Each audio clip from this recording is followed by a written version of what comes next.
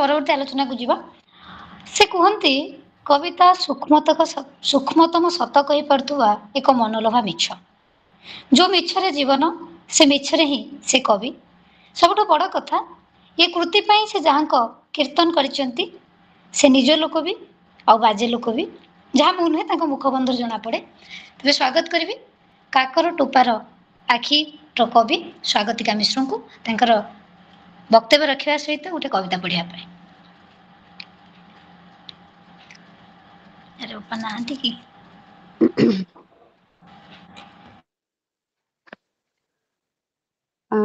ସମସ୍ତଙ୍କୁ ନମସ୍କାର। ସମସ୍ତଙ୍କୁ ନମସ୍କାର। ପ୍ରଥମେ ମୁଁ ଏବେ ଟିକେ ତରତରରେ ଅଛି। ମୋର ଦିଦି ଜାଣିଛନ୍ତି, ଦିଦିଙ୍କୁ କହିଥିଲି ପ୍ରୋବ୍ଲେମ କଣ। ଦିଦି ସବୁ ଠିକ ଠାକ ଅଛି? କଥା ହେଇଥିଲେ ଆପଣ?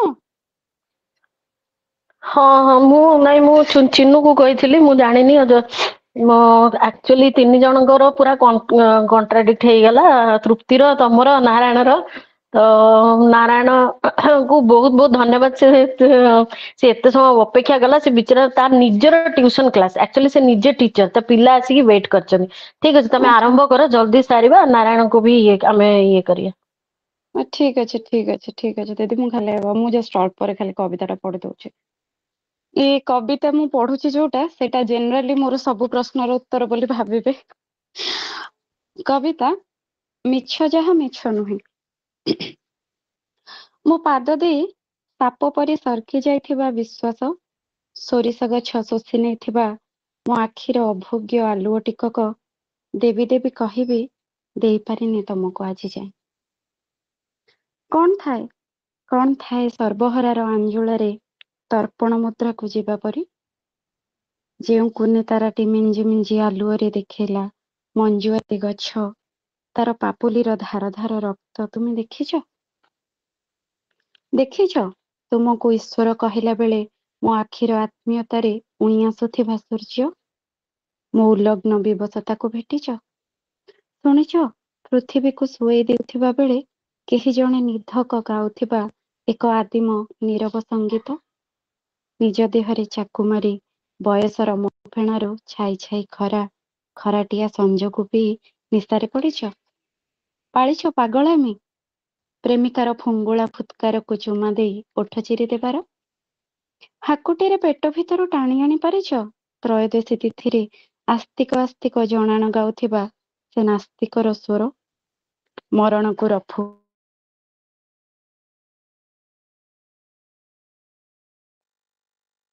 ହବ ତୁମ କହି ଦେହର ହ୍ୟାଙ୍ଗରରେ?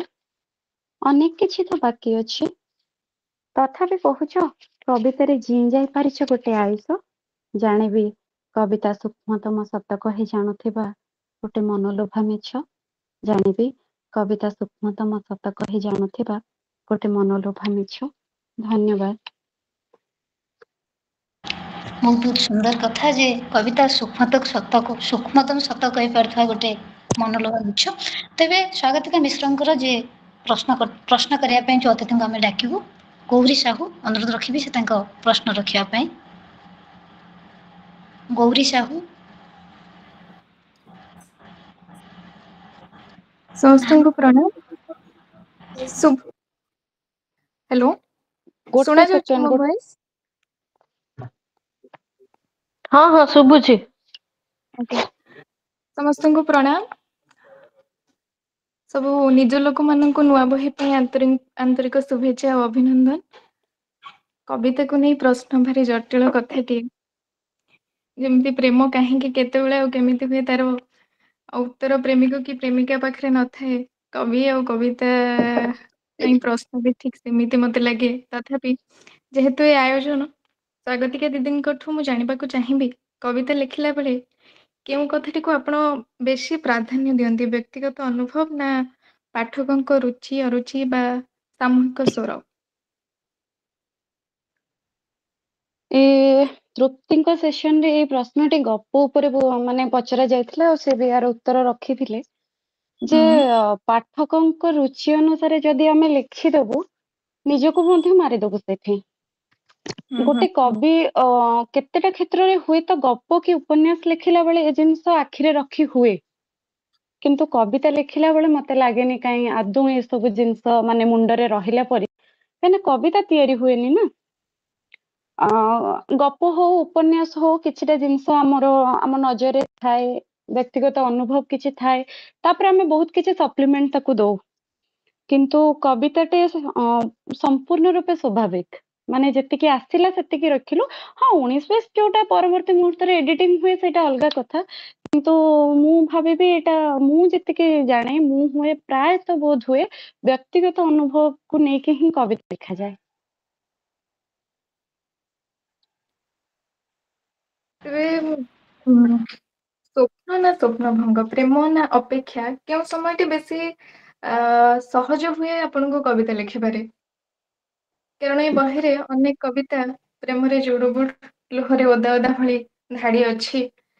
ଏଇ ଯେମିତି ଗୋଟେ କବିତାର ପଂକ୍ତି ମୋର ମନେ ଅଛି, କଣ ହେଲା ଯଦି ସମ୍ପର୍କର ଉଠା ପକା ରାସ୍ତାରେ ଆମେ ବୁଣି ହେଇ ପାରିଲେନି କୁମ୍ଭ ପକା ଧଡିଟେ ହୋଇ ଜୀବନର ଜୀବନର ନାରଙ୍ଗୀ ଶାଢୀରେ। ତ କୋଉ ସମୟଟା ଆମ୍, ବେଶୀ ସହଜ ଭାବରେ କବିତା ଉତୁରି ଆସିବାର ସମୟ ବୋଲି ଆପଣ ଭାବନ୍ତି? କବିତା ଉତୁରି ଆସିଲା ପରେ ଗୋଟେ ସହଜ ସମୟ ସେମିତି କିଛି ସ୍ପେସିଫିକ ଥାଏ ବୋଲି ମୁଁ କହିପାରିବିନି। ମତେ ଯୋଉଟା ଉତୁରେଇ ଦେଲା ଭଳି ସମୟ ଲାଗେ ସେଇଟା ହୁଏତ ସେଇ ମୁହୂର୍ତ୍ତରେ ସେଇଟା ସବୁଠୁ ଗୁରୁତ୍ୱପୂର୍ଣ୍ଣ। ହୁଏତ ସେଇଟା ପ୍ରେମ ହେଇପାରେ, ପ୍ରେମ ଅପେକ୍ଷା ହେଇପାରେ, ସ୍ୱପ୍ନ ହେଇପାରେ, ସ୍ୱପ୍ନଭଙ୍ଗ ହେଇପାରେ, କିଛି ବି ହେଇପାରେ। କିନ୍ତୁ ସେମିତି ସ୍ପେସିଫିକାଲି ମୁଁ କହିପାରିବିନି ଯେ ମୁଁ ଭାଙ୍ଗି ଯାଉଛି ମାନେ କି ଭାଙ୍ଗି ଯାଉଥିବାର କବିତା ଲେଖୁଛି ମାନେ କେବଳ ମୁଁ ଭାଙ୍ଗି ଯାଉଥିବା କବିତା କି ଭାଙ୍ଗି ଯାଉଥିବା ସମୟରେ ମୁଁ କମ୍ଫର୍ଟେବଲ। ନା ସେମିତି ମତେ କାହିଁ ଲାଗୁନି, ମତେ ଲାଗୁଛି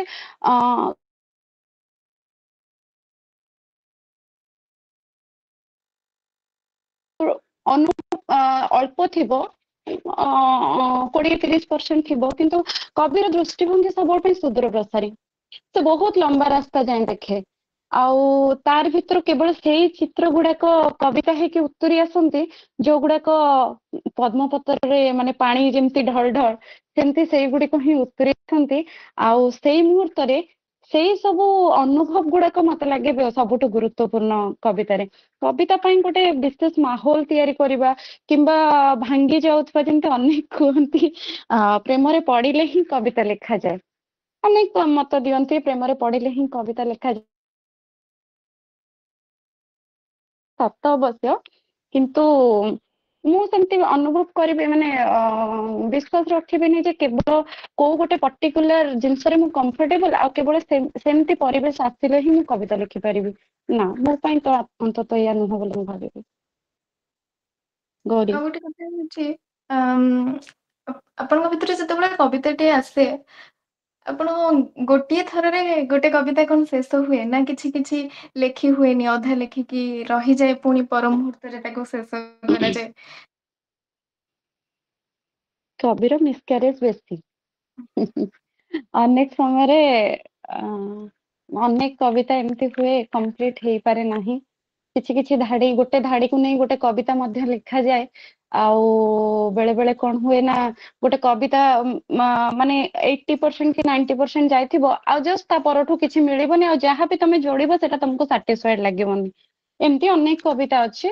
ଆଉ ଯୋଉଟା ରହିଲା ଗୋଟେ ଥରକେ ମତେ ଲାଗେ ପ୍ରକୃତରେ ଗୋଟେ ଥରକେ ଯୋଉ କବିତା ଗୁଡାକ ଲେଖି ହେଇଯାଏ, କବିତା ଯାହା ତମକୁ ଲେଖେଇ ନିଏ, କହିବାକୁ ଗଲେ ଆମେ ଲେଖୁନା, କବିତା ଆମକୁ ଯେତେବେଳେ ଯୋଉଟା ଗୋଟେ ଥରକରେ ଲେଖେଇ ନିଏ, ମତେ ସେଇଟା ଗୋଟେ ଅଲଗା ପ୍ରକାରର ଆନନ୍ଦ ଦିଏ। ୱାନ୍ ଟେକ୍ ରେ ଯୋଉଟା ସରେ ବୋଲି କୁହନ୍ତି, କିନ୍ତୁ ବେଳେ ବେଳେ ଏମିତି ବି ହୁଏ କିଛି କିଛି କବିତା ଲେଖି ହୁଏ ନାହିଁ ଗୋଟେ ଗୋଟେ ଥରରେ। ଆମକୁ ଅପେକ୍ଷା କରିବାକୁ ପଡେ ପୁଣି କେବେ କବିତା ଆସିବ କି ଧରା ଦବ, କି କିଛି ଶବ୍ଦ ଯୋଉଟା ଖାପ ଛଡା ହେଇକି ରହିଛି କେବେ ପୁଣି ଆମ ପାଖକୁ ଆସିବ, ଆମକୁ ଅପେକ୍ଷା କରିବାକୁ ପଡେ। ଆ ସମୟ ମାନେ ପରିସ୍ଥିତି ଅନୁସାରେ ଆଉ କିଛି କିଛି ଏକାଥରକେ ହେଇଯାଏ। କିନ୍ତୁ ମତେ ବ୍ୟକ୍ତିଗତ ଦୃଷ୍ଟିରୁ ମତେ ଯଦି ପଚରା ଯିବ, ଯୋଉ ଗୁଡାକ ମତେ ଏକା ଥରକେ ମୁଁ ଲେଖେ, ମତେ ସେଇଟା ବେଶୀ ଆନନ୍ଦ ଦିଏ, ଆତ୍ମତୃପ୍ତି ଦିଏ କହିବାକୁ ଗଲେ ଚଳେ। ହୁଁ। ମୁଁ ତ କାକର ଟୋପାର ଆଖି ପଢିଛି ଦିଦି, ଯୋଉମାନେ ପଢି ନାହାନ୍ତି, ଓଡ଼ିଆ ସାହିତ୍ୟର ଅନେକ କବି ବା କବିତା ବହି ଥାଉ ଥାଉ ପାଠକମାନେ କାହିଁକି ସ୍ୱାଗତିକା ମିଶ୍ରଙ୍କ କାକର ଟୋପାର ଆଖିରେ ଅଟକିବେ? ଆପଣଙ୍କ ଦୃଷ୍ଟିକୋଣରୁ କେଉଁ ଭିନ୍ନ ଦିଗଟିକୁ ଆପଣ ଦେଖିଛନ୍ତି ଆଉ ଦେଖେଇ ପାରିଛନ୍ତି ବୋଲି ଭାବନ୍ତି କାକର ଟୋପର ଆଖିରେ? ଏହା ଏକ ଜଟିଳ ପ୍ରଶ୍ନ। କବିଟି ଯେତେବେଳେ କହିବ କବିଟି ମାନେ ଠିଆ କରିବା ଗୋଟେ ଉତ୍ତରକୁ ନେଇକି ଠିଆ କରିବ ଯେ ମୋ କବିତା ବହି କାହିଁକି ପଢାଯିବ, ମାନେ ୟାର କିଛି ଗୋଟେ ମାନେ ସେମିତି ସାଟିସ୍ଫାଇଡ ଉତ୍ତର କଣ ହବ? ମୁଁ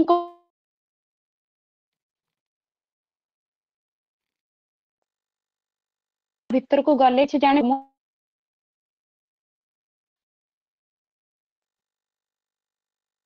କବିତା ଲେଖିଦେଇଛି, ଏସବୁ ଜିନିଷ ତ ବହୁତ ମାନେ ଅଲଗା ଜିନିଷ କଥା।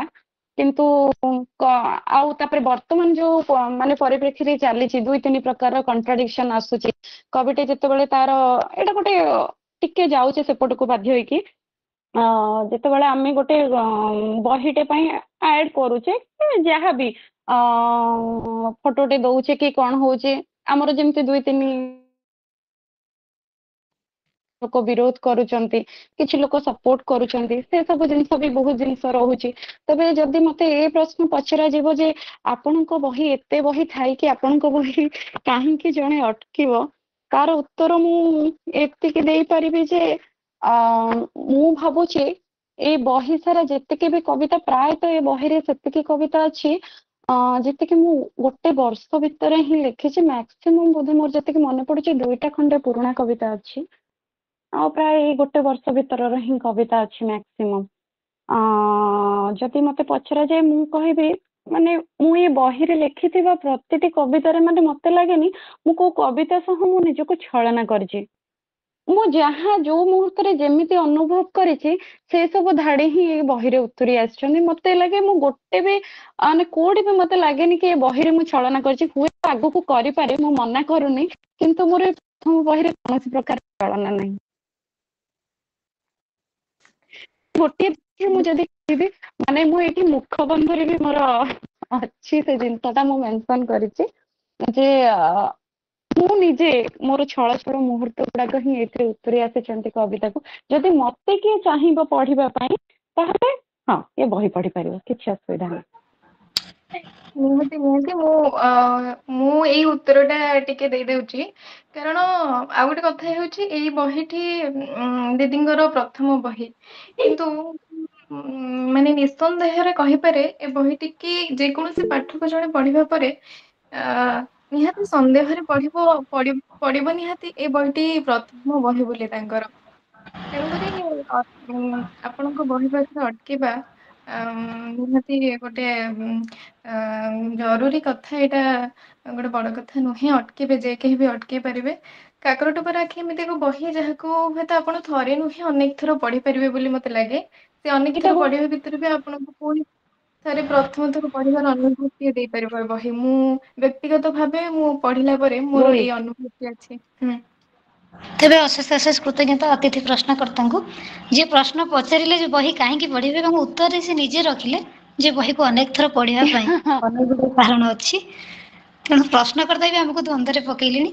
ଏବେ ସୌମ୍ୟ ସାରସ୍ୱତ ଭାଇ ବୋଧେ ସୌମ୍ୟ ସାରସ୍ୱତ ଭାଇ ଏବଂ ସୁମିତ ଭାଇ ଙ୍କ ପ୍ରଶ୍ନ ପରେ ଆମେ ପରବର୍ତ୍ତୀ ସୋପାନକୁ ଯିବା। ନମସ୍କାର।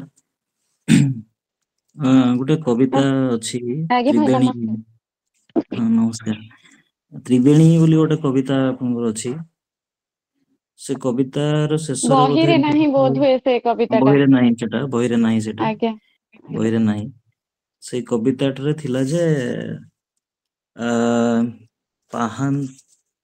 ଅନ୍ଧାର ପଠାରୁ ମାନେ ତାର ଆବଷ୍ଟ୍ରାକ୍ଟ ଏମିତି ଥିଲା ଯେ ଅନ୍ଧାର ପଠାରୁ ନିରୀହ ନୀରବ ସାଧକ ଜଣେ ଫେରି ଆସୁଛି। ସେ ହେଲା ହଁ କବିର ଡେଫିନେସନ। କବି ଜଣେ, ଆଜ୍ଞା ହଁ କବି ଜଣେ ନିରୀହ ହଁ ନୀରବ ସାଧକ। ହଁ। ତାହେଲେ ମାନେ ମୁଁ ବି ସେଇଆ ଭାବେ ଯେ ଗୋଟେ କବି ହାତରେ ସବୁବେଳେ ଅପ୍ରାପ୍ତି ହିଁ ଥାଏ। ଆପଣ ବି କଣ ସେଇଆ ହିଁ ଭାବନ୍ତି ଯେ ଗୋଟେ କବି ପାଖରେ ସବୁବେଳେ ଅପ୍ରାପ୍ତି ହିଁ ଥାଏ? ଆଜ୍ଞା ଭାଇ କହୁଛି ସେ ଯେତେବେଳେ ମାନେ ଦିଦି ଏଇଟା ଶ୍ଵେତା ଦି କହୁଛି କିଛି ମାନେ ନେଗେଟିଭଲି ନ ନେବେ, ଯେତେବେଳେ ପୋଷ୍ଟମର୍ଟମ ଶବ୍ଦଟା ଇଏ ହେଲା ମାନେ ଅନେକ ତ କହିଲେ ସେ ବିଷୟରେ ଇଏ ହେଲେ, ମୁଁ ନିଜେ ସେତେବେଳେ ଭାବିଲି କବିକୁ ଆଉ କଣ ପୋଷ୍ଟମର୍ଟମ କରାଯିବ।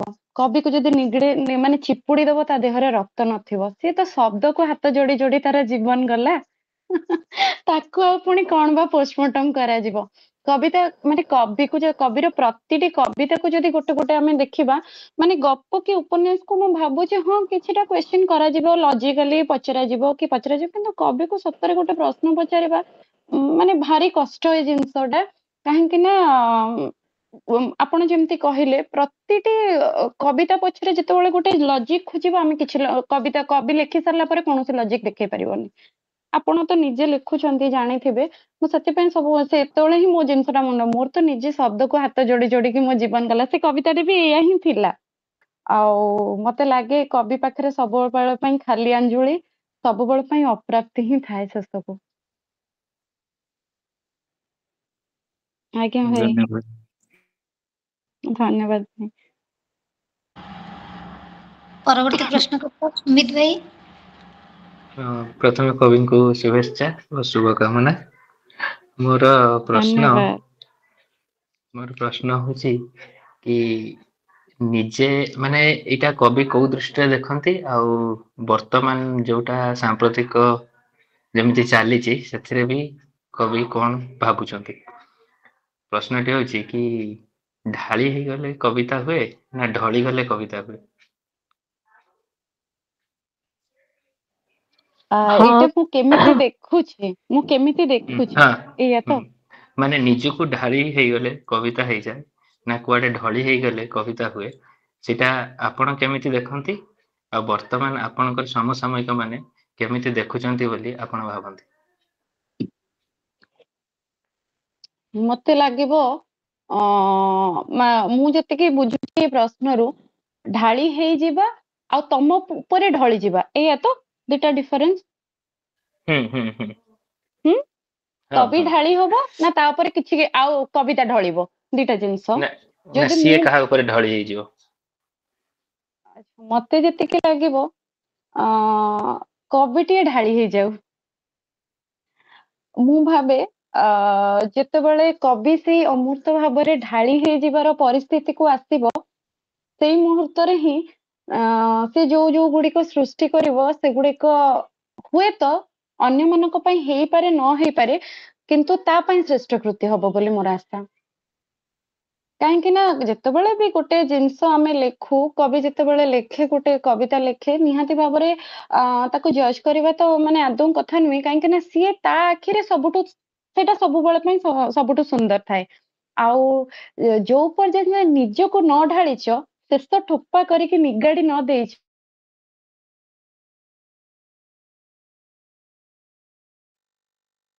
ଯୋଉଟା ଅନ୍ୟମାନ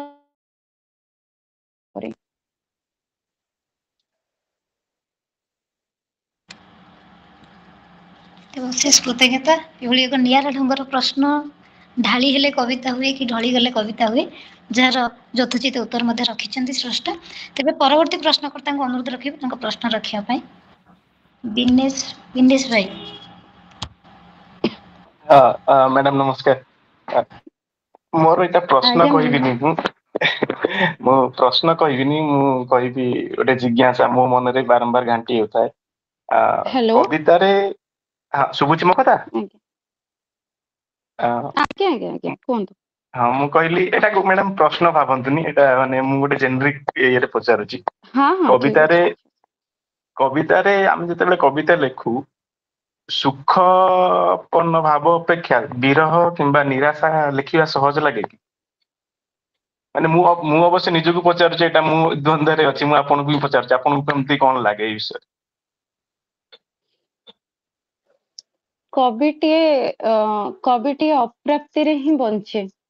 ଅପ୍ରାପ୍ତିରେ ହିଁ ତାର ଆତ୍ମା ଥାଏ ଅପ୍ରାପ୍ତିରେ ହିଁ ତାର ଶାନ୍ତି ଥାଏ ହୁଏତ ସେଥିପାଇଁ ମାନେ ପ୍ରତି ଜାଗାରେ ସେ ସେଇଟାକୁ ହିଁ ଦେଖେ ଆଉ ସେଥିପାଇଁ ସେଗୁଡାକ ବେଶୀ କବିତାରେ ଉତୁରି ଯାଏ। ଏମିତି ନୁହେଁ କି ମାନେ କବିଟେ ଯେତେବେଳେ କବିତା ଲେଖୁଛି ଅପ୍ରାପ୍ତିର ଅର୍ଥ ତାର ମାନେ ଟୋଟାଲ ତାର ଯୋଉ ପର୍ସନାଲ ଲାଇଫ କି କଣ ସେମିତି ଭରି ଯାଇଥିବ କି କଣ ସେମିତି ନୁହଁ ଯେହେତୁ କବିର ଗୋଟେ ଭିନ୍ନ ଦୃଷ୍ଟି ଥାଏ ହୁଏତ ମତେ ଲାଗେ ସେଇଥିପାଇଁ ମୋର ବି ପ୍ରାୟ କବିତା ଏଇ ଉପରେ ମାନେ ମତେ ଲାଗୁଛି ତମେ ଆଜ୍ଞା ସେଥିପାଇଁ କ୍ୱେଶ୍ଚିନ୍ କଲ କି ଆଜ୍ଞା କଣ?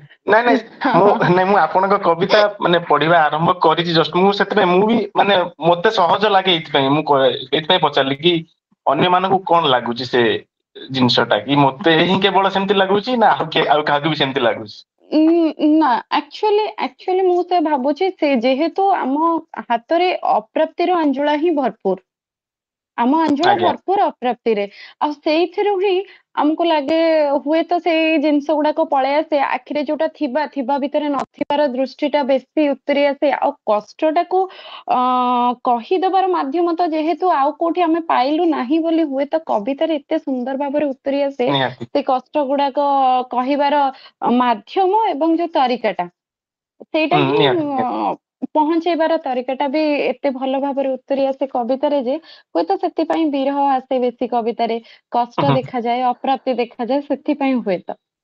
ଆଜ୍ଞା ନାଇଁ ଆଉ ରହିଲା ଧନ୍ୟବାଦ ଧନ୍ୟବାଦ ବ୍ୟକ୍ତିଗତ, ହଁ ଠିକ ଅଛି, ଚମତ୍କାର ଆଉ ରହିଲା ପ୍ରଶ୍ନର ବ୍ୟକ୍ତିଗତ ଭାବରେ ଯେ ଅପ୍ରାପ୍ତିରୁ ହିଁ ସୃଷ୍ଟି ହୁଏ ଆଉ ସେ ସୃଷ୍ଟି ହିଁ ପ୍ରାପ୍ତି ଚୁଇଁ ଗୋଟେ ସେକେଣ୍ଡ ସ୍ୱାଗତିକା, ମୁଁ କିଛି ବି ଖରାପ ଭାବିନି, ସମସ୍ତଙ୍କର ନିଜ ନିଜ ମତ, ଆଉ ଆଜି ସମୟ ହେଇଯାଉଛି କିନ୍ତୁ ତଥାପି କହିବି ଟିକେ ଦି ଧାଡି ସିଂହ ରାଶିର ଝିଅ। ସିଂହ ରାଶିର ଝିଅ ମୋର କିଛି ନାହିଁ, ମୁଁ ଅଗା ନକ୍ଷତ୍ରର ଝିଅ ଦିଦି। ହଁ ମୁଁ ସେଇ ପଢି ଏକା କଥା। ଦଉଛି, ଆଜ୍ଞା ପଢୁଛି ଦିଦି ଟିକେ।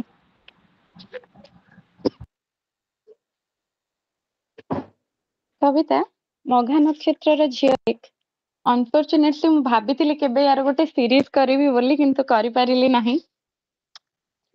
କବିତା ମନେ ଅଛି ପାଣି ଛାତିରେ ଧଳା ଛଉ ପରି କାଠ ଯୋଡିର ବାଲି, ସିଂହ ରାଶି 10/5 ମଘା ନକ୍ଷତ୍ର, ତମେ ହିଁ ପ୍ରଥମ ପୁରୁଷ ଯାହା ଆଖିରୁ ସେଦିନ ଏଡି ଯାଇ ନଥିଲା ପରାସ୍ତ ସୂର୍ଯ୍ୟ କାଠ ଯୋଡିର ଗର୍ଭକୁ।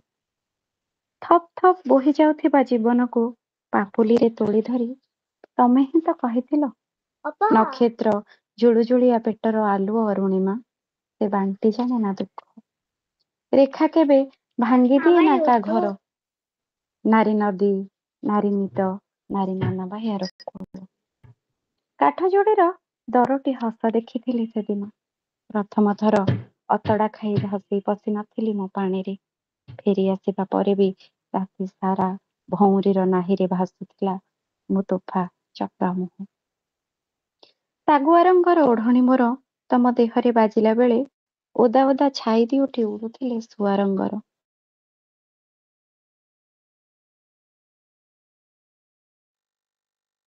ଗୋଟେ କାର୍ତ୍ତିକ ସନ୍ଧ୍ୟାରେ ତମ ମଥାରେ ଟିପ୍ ଟିପ୍ ଏପ୍ରିଲର ଝାଳ ପୋଛୁ ପୋଛୁ ଓଦା ଲୁଗା ପରି କେମିତି ଚିପୁଡି ହେଇଯାଇଥିଲେ ଦି ଜଣ।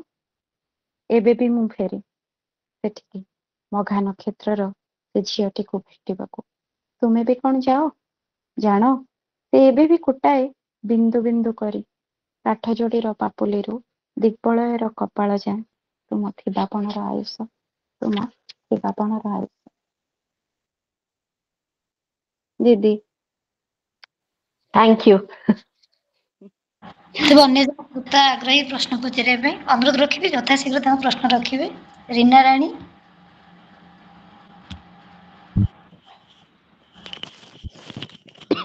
ଧନ୍ୟବାଦ ଦିଦି। ଦିଦି ମୋ ଭଏସ ଶୁଣା ଯାଉଛି?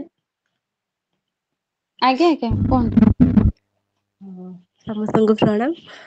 ମୋର ପ୍ରଶ୍ନ ହେଉଛି ଯଦି ଜଣେ କବି ଅପ୍ରାପ୍ତିରେ ବଞ୍ଚେ ତେବେ ସେ କଣ ତାର ପ୍ରତ୍ୟେକ ସୃଷ୍ଟିରେ ପ୍ରାପ୍ତିକୁ ଭୋଗିପାରେ? ଯଦି ଜଣେ କବି ଅପ୍ରାପ୍ତିରେ ବଞ୍ଚେ ତେବେ ସେ କଣ ତାର ପ୍ରତ୍ୟେକ ସୃଷ୍ଟିରେ ପ୍ରାପ୍ତିକୁ ଭୋଗିପାରେ?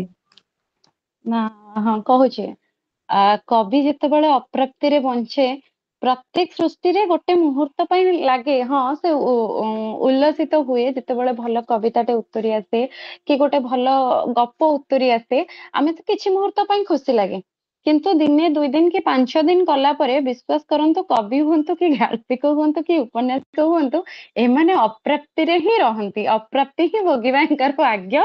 ତାପରେ ତାଙ୍କୁ ଲାଗିବ ୟାଠୁ ନା ହେଲାନି, ଏ କବିତା ହେଲାନି କି ଗପ ହେଲାନି କି ଉପନ୍ୟାସ ହେଲାନି। ସୃଷ୍ଟି ପରେ ପ୍ରାପ୍ତିରେ ବଞ୍ଚେ, ହୁଏତ କିଛିଟା ମୁହୂର୍ତ୍ତ ତାକୁ ଭଲ ଲାଗେ, ସେ ଖୁସି ଦିଏ ସେଇ ସୃଷ୍ଟି ତାଙ୍କୁ, କିନ୍ତୁ ପ୍ରାପ୍ତିରେ ବଞ୍ଚେ ବୋଲି ମୁଁ କହିପାରିବି ନାହିଁ।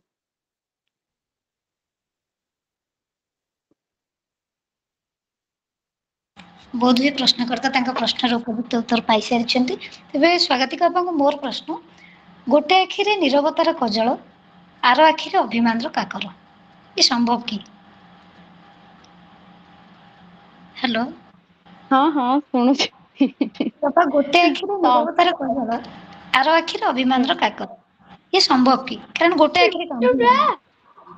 ମାନେ ହୁଁ ହୁଁ ଏଇଠି ଯୋଉ ଜିନିଷଟା ପ୍ରତୀକାତ୍ମକ ଭାବରେ ଏଇ ଜିନିଷଟା ଲେଖା ଯାଇଛି, କିନ୍ତୁ ଅନେକ ସମୟରେ ଯୋଉଠି ଝିଅଟିଏ ବା ଝିଅଟିର ଲୁହ କାକର ପରି ଢଳ ଢଳ ହଉଛି, କି ସେ ଛଳ ଛଳ ମୁହୂର୍ତ୍ତ ମାନଙ୍କୁ ଲେଖି ପାରୁଛି, ସେ ନିହାତି ଭାବରେ ନୀରବ ହିଁ ହେଇଥିବ।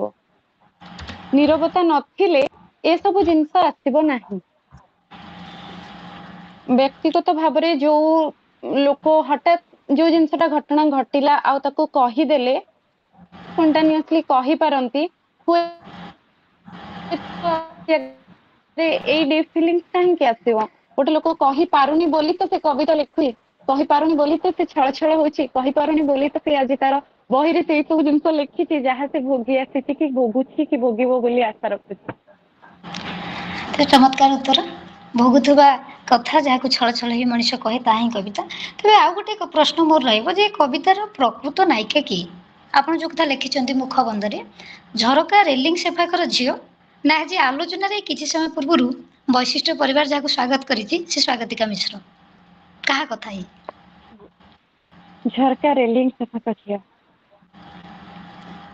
କିନ୍ତୁ ଆପଣ ମୁଖବନ୍ଧରେ ଲେଖିଛନ୍ତି ତାକୁ ଭେଟି ପାରିନାହାନ୍ତି ବୋଲି। ତାକୁ କେହି ଭେଟି ନାହାନ୍ତି? ନାଇଁ, ଭେଟିଛନ୍ତି ନା, ପାଖାପାଖି ଯାଇଛି ସେ। ତାକୁ କେହି, ତାକୁ କେବଳ ମୁଁ ହିଁ ଭେଟିଛି। ଯେହେତୁ ଏଠି ଝରକା ରେଲିଂ ସେପାଖ ଝିଅ, ଏଇଠି ବି ମୁଁ ମୁଖବନ୍ଧରେ ବି ଲେଖିଛି। ମୁଖବନ୍ଧ ପ୍ରାୟ ଅନେକ ଲୋକ ପଢିଥିବେ ତ, ତା ଦେହରେ ପୁରା ସମ୍ପୂର୍ଣ୍ଣ ଭାବରେ ମେନସନ କରାହେଇଛି। ଆଉ ତାକୁ ଟିକେ ପଢିଦେଲା ପରେ ବି ଜଣା ପଡିବ ଯେ ସେ ଝରକା ସେପାଖର ଝିଅଟି କିଏ। ଆଉ ଭେଟିବା କଥା ଯୋଉ ଆସୁଛି, ଭେଟିବା ସବୁ ଜିନିଷ ଟା ମେନସନ କରିଦେଲେ ତ ସରିଗଲା କଥା। ମୁଁ ତାକୁ ଭେଟି ନାହିଁ ବୋଲି ମେନସନ କରୁଛି, କିନ୍ତୁ ଅଳ୍ପ ଜାଗାକୁ ଗଲା ପରେ ସେ ମତେ ଦିଶୁଛି, ଆଉ ତାକୁ ମୁଁ ଗୋଟେ ବୋଲି ଆଉ ସେ ପ୍ରଶ୍ନ ଆଉ ଉତ୍ତରର ଜଟିଳତାକୁ ଆମେ କେମିତି ମାନେ ଗୋଟେ ଉତ୍ତର ଆମ ପାଖେ ଥାଇକି ବି ଆମେ ତାକୁ ଜଟିଳ କରିଦଉଛେ ଆଉ ତାକୁ ଘୁରି ବୁଲୁଛେ, ସେଇ ଜିନିଷ ଟା ମଧ୍ୟ ମେନସନ କରାଯାଇଛି ସେ ମୁଖବନ୍ଧରେ। ଆଉ ଭେଟି ନାହିଁ ବୋଲି ମୁଁ ତ ପୁରା ଡାଇରେକ୍ଟଲି କୋଉଠି ବି ଲେଖିନି, ସେଇଠି ହିଁ ଲେଖିଛି ଯେ ଗୋଟେ ଜାଗାରେ ତାର ଆଖି କାହିଁ, ମୋର ପାଦ କାହିଁ, ସେଇଠି ତ ଗୋଟେ ଜଣେ ହିଁ। ଶୁଣାଯାଉନି। ହାଲୋ। ତେବେ ଅଶେଷ ଅଶେଷ କୃତଜ୍ଞତା। ଦୀର୍ଘ ସମୟ ଧରି ଆଲୋଚନା କରିବା ସହିତ ଅନେକଙ୍କ ପ୍ରଶ୍ନର ଉତ୍ତର ମଧ୍ୟ ଆପଣ ଅତି ଚମତ୍କାର ଢଙ୍ଗରେ ରଖିଛନ୍ତି। ତେବେ ଏବେ ମୁଁ ଯାହାକୁ ସ୍ଵାଗତ କରିବି ତାଙ୍କ ପାଇଁ ପଦେ କୁହାଯାଇପାରେ ଯେ ଈଶ୍ୱର ଆମ ସ୍ରଷ୍ଟା ମାନଙ୍କୁ ଧନ୍ୟବାଦ। ତମେ, ଆମ ହେ ଈଶ୍ୱର ଏ ସାହିତ୍ୟିକ ମାନଙ୍କୁ ବା ଏ ସ୍ରଷ୍ଟା ମାନଙ୍କୁ ତମେ ଲେଖିବାକୁ କାଗଜ ତ ଦିଅ, ଶେଷ ଯାଏ ଲାଖିକି ରହିବାକୁ ଧୈର୍ଯ୍ୟ ଟିକକ ବି ଦିଅ। ଯୋଉ କଥା ଆମକୁ ଶିଖେଇଛନ୍ତି ନାରାୟଣ ସାହୁ। ଅନେକ ବ୍ୟସ୍ତତା ସତ୍ତ୍ୱେ ମଧ୍ୟ ଆଜିର ଶେଷ ବକ୍ତା ସିଏ। ନାରାୟଣ ସାହୁଙ୍କୁ ସ୍ଵାଗତ କରିବି। ତେବେ ଗୋଟେ କଥା ତାଙ୍କୁ ନେଇ କୁହାଯାଇପାରେ, ବାପା ଏ ବଂଶୀ ତୁମର, ବାପା ଏ ବଂଶୀ ତୁମର, ମୋ ଭାଗ୍ୟ ପୁରୁଷ ତମେ, ପୂର୍ଣ୍ଣତାର ସହଯାତ୍ରୀ ସାଜ। ଦେଖ ପ୍ରଦୂଷଣର ରାସ୍ତା ବଦଳ କରି ଡେଣା ଝାଡି ଅବତାର ନେଇଛି ସୁନା ଝିଅ, ଯାହାକୁ ମୋ ପାଇଁ ନିଜର କରିବାକୁ ତମେ ମାନସିକ କରିଥିଲ। ସମୟ ନଈର ଛାଇ ଖେଳରେ ବୋଉ ଏବେ ସ୍ଥିର ପକ୍ଷୀ, ଗରିବର ଡଙ୍ଗା ଭଉନି ସିନା, ଖୁବ ମନେ ପଡୁଛି ତୁମ ଦାନ, ସମର୍ପଣ। ଏବେ ତ ସ୍ୱପ୍ନରେ ବି ଦାୟିତ୍ୱ, ବିବର୍ତ୍ତନରେ ଏକଛତ୍ରବାଦ। ବୋଉ, ମାଟି ଘର, ଗରିବୀ, ଏ ତିନି ପକ୍ଷୀଙ୍କ କଥା ସହ କେବେ ମରୁନଥିବା ସାରିଆ ମାର କାହାଣୀ, ଅର୍ଖ ନୂଆ ନବଘନର କାହାଣୀ। ଏଣ୍ଡୁଅର ଆତ୍ମା ଭଳି ବଦଳୁଥିବା ସମୟର ଅବତାର, ପାହାଡ ଭଳି ସ୍ଥିର କାନ୍ଥ, ରୋଦନରେ ଭର୍ତ୍ତି ହେଇଥିବା କୁହର କୂଅ, ଆମ ବାଡିର ଘାସ ଉପରେ ପ୍ରଜାପତି ଭଳି ଉଡୁଥିବା ସ୍ମୃତିର ଉଡାଣ, ପଦ୍ମପତ୍ର ଉପରେ ପାଣି ଭଳି ଢଳ ଢଳ ହେଉଥିବା ଜୀବନ। ତମେ କେବେ ଦିଅଙ୍କ ପାଖେ ଗୁଆ ବସେଇଥିଲ ବୋଲି ମୁଁ ଆଜି କବି ସତ, କିନ୍ତୁ ତମେ ନାହଁ ବୋଲି ମୁଁ ମୁକ୍ତ ନୁହେଁ ବାପା। ବରଂ ଆଜି ବି ତମ ପିଞ୍ଜରାରେ ଆବଦ୍ଧ ମାୟା ପଞ୍ଜୁରୀ। ପ୍ରତ୍ୟେକଟି ଶବ୍ଦ ଯାହା ମୁଁ କହିଲି, ପ୍ରତ୍ୟେକଟି ଶବ୍ଦରେ ତାଙ୍କର ଗୋଟେ ଗୋଟେ କବିତା ଅଛି। ତେଣୁ ଏଭଳି ଜଣେ ସ୍ରଷ୍ଟା ନିହାତି ଏ ପିଢ଼ିର ପ୍ରେରଣା କହିଲେ ବୋଧେ ଅତ୍ୟୁକ୍ତି ହେବ ନାହିଁ। ସବୁଠୁ ବଡ଼ କଥା ହେଉଛି ଲେଖିବାରେ ସେ ଯେତିକି କାଗଜ ସାରିଛନ୍ତି ସହିବାରେ ତାଠୁ ବେଶୀ ଧୈର୍ଯ୍ୟ ବୋଧେ ଆମେ ତାଙ୍କଠୁ ଦେଖୁଛୁ। ସ୍ୱାଗତ କରିବି ମାୟାପଞ୍ଜୁରୀର କବି ନାରାୟଣ ସାହୁଙ୍କୁ। ବକ୍ତବ୍ୟ ରଖିବା ସହିତ ତାଙ୍କ ପସନ୍ଦର ଗୋଟେ କବିତା ରଖିବେ। ଧନ୍ୟବାଦ ଦିଦି, ଧନ୍ୟବାଦ କହି ଛୋଟ କରିଦଉଛି। ତୁମେ ଯୋଉ ଶବ୍ଦ ବର୍ଷା କଲ ମୋ ପାଇଁ, ଧନ୍ୟବାଦ ତ ବହୁତ ଛୋଟ ପଡିଯିବ। ତ କେବଳ ଭଲ ପାଇବା ଆଉ ଆଶୀର୍ବାଦ ମୋ ପାଇଁ ରହିଥାଉ, ସେତିକି ହିଁ ମୋ ପାଇଁ ଯଥେଷ୍ଟ, ଆଉ କିଛି ଦରକାର ନାହିଁ। ସମସ୍ତଙ୍କୁ ପ୍ରଣାମ। ନାରାୟଣ, ତମ ମୋବାଇଲ ଟାକୁ ସିଧା କରିବ କି? ଏ ଯୋଉ କ୍ୟାମେରା ଟା ବୁଲି ଯାଇଛି। ହଁ ଠିକ ହେଲା। ବହୁତ ବହୁତ ଧନ୍ୟବାଦ। ଆଉ ଆଇ ଏମ୍ ରିଅଲି ସରି ନାରାୟଣ, ମାନେ ଏତେ ଟାଇମ ଲାପ୍ସ କରିଯିବ ବୋଲି ଆଇଡିଆ ନଥିଲା। ତମର ଧୈର୍ଯ୍ୟକୁ ନାଇଁ ବାବା ସତରେ ଚଳିବ, ସାଧୁବାଦ। ନାଇଁ ବାବା ଚଳିବ, କିଛି ନାହିଁ। ମୁଁ କାଲି ଗୋଟେ ଜାଗାକୁ ଯିବାର ଅଛି ବୋଲି ଆଜି ବି ଟ୍ୟୁସନ ସାରିଦେବାର ଥିଲା, ଚଳିବ। କିନ୍ତୁ ଦିଦି ବି ବଢିଆ କହିଲେ, ମୁଁ ସେତିକିରେ ମୋ ପେଟ ପୁରିଗଲା, ଆଉ କିଛି ଦରକାର ନାହିଁ। ଗୋଟେ ଟ୍ୟୁସନ ଛୁଟି ହେଇଗଲେ ଚଳିବ। ତାର ପାଇଁ ପ୍ରତ୍ୟେକ ଶବ୍ଦରେ କବିତା ଅଛି। ଯେତେକ ଶବ୍ଦ ମୁଁ କହିଲି ସବୁ ଶବ୍ଦ ଗୁଡା ଗୋଟେ ଗୋଟେ କବିତାର ଶୀର୍ଷକ। ହଁ ହଁ ଜାଣିଛି, ମୁଁ ବା ପଢି ସାରିଛି ତା ବହି, ଲେଖିଛି ବି ମତାମତ। ଆଜ୍ଞା, କବିତା ପଢିବା ପୂର୍ବରୁ କିଛି ମୋ କବିତାର ସ୍ୱୀକରୋକ୍ତି ଦେବି। ପାପୁଲିରୁ ମୁକୁଳି ଗଲେଣି ପ୍ରଜାପତି, ଦେହରୁ ଓହ୍ଲେଇ ଗଲେଣି ଅତର, ଓ ସ୍ୱପ୍ନର ପକ୍ଷୀ ଗୁଡି ଉଡିଗଲେଣି ମନରୁ। ଉଡିଗଲେ ବୁଲିତ ଏ ବହିକୁ ଜାବୁଡି ଧରିଛି ମୁଁ, ଉଡିଗଲେ ବୁଲିତ ଗୋଟେ ମଜବୁତ ଜାବରେ ବନ୍ଧା ପଡିଛି ମୋ କବିତା ମୋଠେଇ। ପଞ୍ଜୁରୀ ପଡି ରହିଛି ସେଇଠି ଯୋଉଠି ଥିଲା ବର୍ଷ ବର୍ଷ। କିଛି ଫେରୁ କି ନ ଫେରୁ, ଅଦୃଶ୍ୟ ଶକ୍ତିଟିଏ ଥାଉ, ମାୟାରେ ରହି କବିତା ଲେଖୁ ବଞ୍ଚୁ, ମାୟାରେ ରହି କବିତା ଲେଖୁ ବଞ୍ଚୁ। ତ ପ୍ରଥମ କବିତା ପଢି ମୋର ରାସ୍ତା।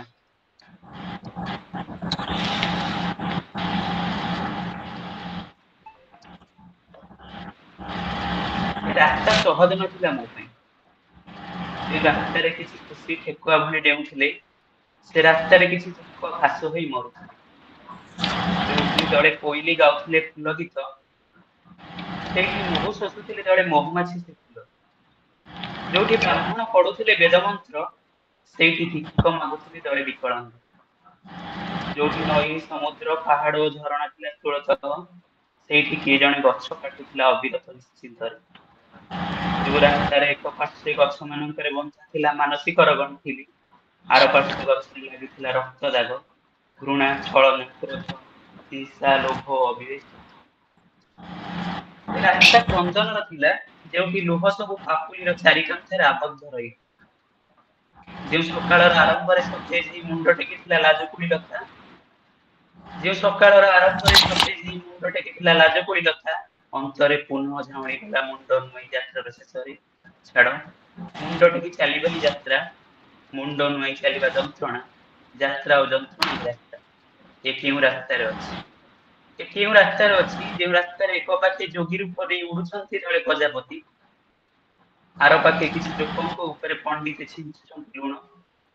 ଯେଉଁ ରାସ୍ତାରେ ଏକ ପାଖେ ନାରଙ୍ଗୀ ରଙ୍ଗର ବେଲୁନ ଉଡେଇ ଦୌଡି ଯାଉଛି ପିଲାଟି, ଆର ପାଖେ ରକ୍ତ ରଙ୍ଗରେ ଲାଲ କରୁଛି ପୃଥିବୀ ତା ବୟସ। ଏକ ପାଖେ ଖୋଜା ପଡିଛି ଛାଇ, ଛତା ଓ ଛପର, ଆର ପାଖେ ଚନ୍ଦନ କାଠରେ ଗଢା ଚାଲିଛି ଘର। ଏକ ପାଖେ ପେଟ ପାଇଁ ପିମ୍ପୁଡିଟିଏ ହଜେଇ ଦେଇଛି ତା ତମାମ ଅୟସ ଓ ଅମ୍ବର, ଆର ପାଖେ ଭଙ୍ଗା ପଥରରେ ପୂଜା ପାଉଛନ୍ତି ନେତା ଓ କୁବେର। ଏକ ପାଖ ସକାଳରେ ଥିଲା ବଂଶୀ ଆଉ ଆହା, ଆର ପାଖ ସଞ୍ଜରେ କୋଳାହଳରେ ଭାଙ୍ଗି ଯାଉଛି ବଂଶୀ ବଦଳଟା। ଏକ ପାଖେ ଗଦି, ଗାଦି, ମଦ, ମଞ୍ଚ, ସେବା, ସ୍ୱାସ୍ଥ୍ୟ, ମାନ, ଯାନ ଓ ଧନ, ଆର ପାଖେ ଗୁମ୍ଫା, ଗଧ, ପାଦ, ସ୍ୱେଦ, ରକ୍ତ, ରୋଗ, ବାଧା ଓ ଯାତନା। ଏକ ପାଖେ ହକ୍ ପାଇଁ ଲଢୁଥିବା ଶବ୍ଦ ବିଷ ପାଲଟୁଛି ତ, ଆରକେ ଛଳନାର ଅମୃତରେ ମରିଯାଉଛନ୍ତି ନିରୀହ ଘାସ ଫୁଲ। ଛାଡ, ସକାଳୁ ପାଦ ଥୋଇଛି ଏ ରାସ୍ତାରେ, ସଞ୍ଜ ହେଲାଣି, ମନ ମଲାଣି, ପାଦ ଦେଖି ରାସ୍ତା ଚାଲିଲେ ଅନ୍ଧାର, ରାସ୍ତା ଦେଖି ପାଦ ଥୋଇଲେ ବି ଅନ୍ଧାର। ଏ ଅନ୍ଧାର ସେମିତି ଥାଉ, ପାଦଟିଏ ଖୋଜି ନେଉ ଆଲୁଅ ପାଖର ରାସ୍ତାକୁ ଏ ଶବ୍ଦରେ। ଏ କେଉଁ ରାସ୍ତାରେ ଅଛି? ଯେଉଁ ରାସ୍ତାରେ ଏକ ପାଖେ ପୋଖରୀରେ ଚକା ପାରି ବସିଛନ୍ତି ଶାନ୍ତି ଓ ଶୂନ୍ୟତା, ଆର ପାଖ ସମୁଦ୍ରରେ ତିଆରି ହଉଛି ବିଷ, ଯେଉଁ ବିଷୟରେ କବଳିତ ହେବାକୁ ଯାଉଛି ଏ ଦେଶ। ଏକ ପାଖେ ପୂଜା ପାଉଛନ୍ତି ଦେବୀ, ଘଣ୍ଟ, ହୁଳହୁଳି ଓ ଶଙ୍ଖ ନାଦରେ ଫାଟି ପଡୁଛି ମନ୍ଦିର, ଆର ପାଖେ ଚିରା ହେଉଛି ବସ୍ତ୍ର, କୋଟିପତ ନାରୀର ସ୍ୱାଧୀନତା ମୁକ୍ତିର ନାଁରେ ନାରୀର କାନ୍ଦରେ ଫାଟି ଯାଉଛି ପୃଥିବୀ। ଏକ ପାଖେ ବୁଦ୍ଧଂ ଶରଣଂ ଗଚ୍ଛାମି ମନ୍ତ୍ରରେ ଜୀବନ୍ୟାସ ପାଉଛନ୍ତି ଜଣେ ମଣିଷ ପଥର ସନ୍ଧିରୁ, ଆର ପାଖେ ଘନ ଘନ ହାତ ଥାଇ ଘନ ଘନ ଅବିବେକୀ ଓ ପଶୁତୁଲ୍ୟ ଶରୀରରୁ ପଥର ପାଲଟୁଛନ୍ତି ଜଣେ ମଣିଷ। ଏକ ପାଖେ ବୁଦ୍ଧଂ ଶରଣଂ ଗଚ୍ଛାମି ମନ୍ତ୍ରରେ ଜୀବନ୍ୟାସ ପାଉଛନ୍ତି ଜଣେ ମଣିଷ ପଥର ସନ୍ଧିରୁ, ଆର ପାଖେ ଘନ ଘନ ହାତ ଥାଇ ଘନ ଘନ ଅବିବେକୀ ଓ ପଶୁତୁଲ୍ୟ ଶରୀରରୁ ପଥର ପାଲଟୁଛନ୍ତି ଜଣେ ମଣିଷ।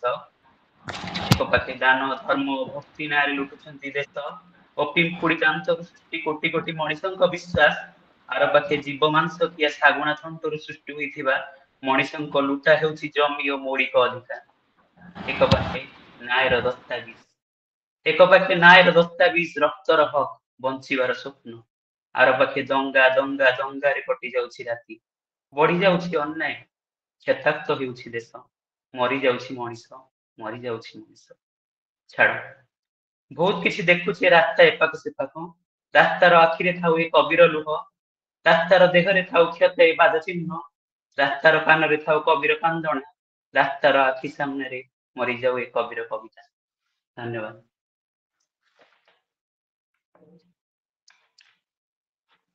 ଚମତ୍କାର। ଶେଷରେ ହିଁ ଶୀର୍ଷକ ସବୁଠୁ ବିଶିଷ୍ଟ କବି ବୋଲି କୁହାଯାଇପାରେ। ତେବେ ମୁଁ ନାରାୟଣ ସାହୁଙ୍କର ପ୍ରଥମ ଥର ପାଇଁ ନାରାୟଣଙ୍କୁ ଶୁଣିଲି। ବହୁତ ସୁନ୍ଦର ଆବୃତ୍ତି ନାରାୟଣ, ବହୁତ ସୁନ୍ଦର ଆବୃତ୍ତି। ଧନ୍ୟବାଦ ବାବା, ବହୁତ ବହୁତ ଧନ୍ୟବାଦ। ତେବେ ନାରାୟଣ ସାହୁଙ୍କଠୁ ଏଭଳି ଚମତ୍କାର କବିତା ଶୁଣି ସାରିଲା ପରେ ବର୍ତ୍ତମାନ ମୁଁ ସ୍ୱାଗତ କରିବି ତାଙ୍କର ଅତିଥି ପ୍ରଶ୍ନକର୍ତ୍ତାଙ୍କୁ। କୁହାଯାଏ ଯେ ନିଜ ଲୋକ ପୋଷ୍ଟମର୍ଟମ କଲେ କାଳେ ଭଲ ଲାଗେ, ଆଉ ସବୁତକ ଖରାପ କାମ ନିଜ ଲୋକ ହିଁ କରନ୍ତି, ମାରିବାଠୁ ଆରମ୍ଭ କରି ପ୍ରତ୍ୟେକଟି କଥା। ତେବେ ନାରାୟଣ ସାହୁଙ୍କର ଯେ ପ୍ରଶ୍ନକର୍ତ୍ତା ଅଛନ୍ତି, ଠିଆ ମେସିନରୁ ଟଙ୍କା ଗଣିବାର କବିତାରେ ତାଙ୍କ ନିରୀହପଣ ଅଛି। ବାପାଙ୍କ ରକ୍ତ ପିଇଥିବା ଦାରେ ତାଙ୍କ ତତଲା ଲୁହର ସ୍ପର୍ଶ ଅଛି। ମଉଳା ପିଣ୍ଡରେ ମଳିନ ପଡ଼ିନଥିବା ଗୋଟେ ମୁହଁ, ବାଣୀ ବିହାରକୁ ରାତି 3ଟାରେ ବାଣୀ ଶୁଣୁଥିବା କବି, ସବୁଠୁ ବଡ଼ କଥା ଯିଏ ଏବେ ତାଙ୍କର 7 ନମ୍ବର ପ୍ରେମିକାଙ୍କ ଅପେକ୍ଷାରେ ଅଛନ୍ତି। ଆମ ସମୟର ପ୍ରଖର ସ୍ୱର ବୀରେନ୍ଦ୍ର ନାୟକଙ୍କୁ ଅନୁରୋଧ ରଖିବି ନାରାୟଣ ସାହୁଙ୍କୁ ତାଙ୍କର ପ୍ରଶ୍ନ ରଖିବା ପାଇଁ।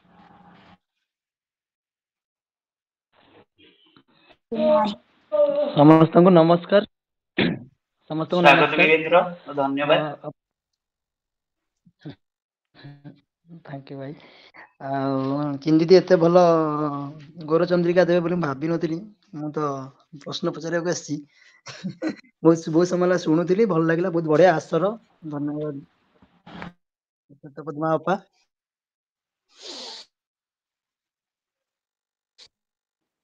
ଆଜି ପ୍ରଥମ ଥର ମୁଁ ବୀରେନ୍ଦ୍ରକୁ ବି ଶୁଣିବି। ବୀରେନ୍ଦ୍ର ନୂଆ ବାଡର ଭାଇଙ୍କର ପ୍ରାୟତଃ ସବୁ କବିତା ପଢିଛି, ତାଙ୍କ ବହି ସହିତ ମୁଁ ତାଙ୍କ ବହି ସହିତ ମୁଁ ଖୁବ ସଂଶ୍ଳିଷ୍ଟ।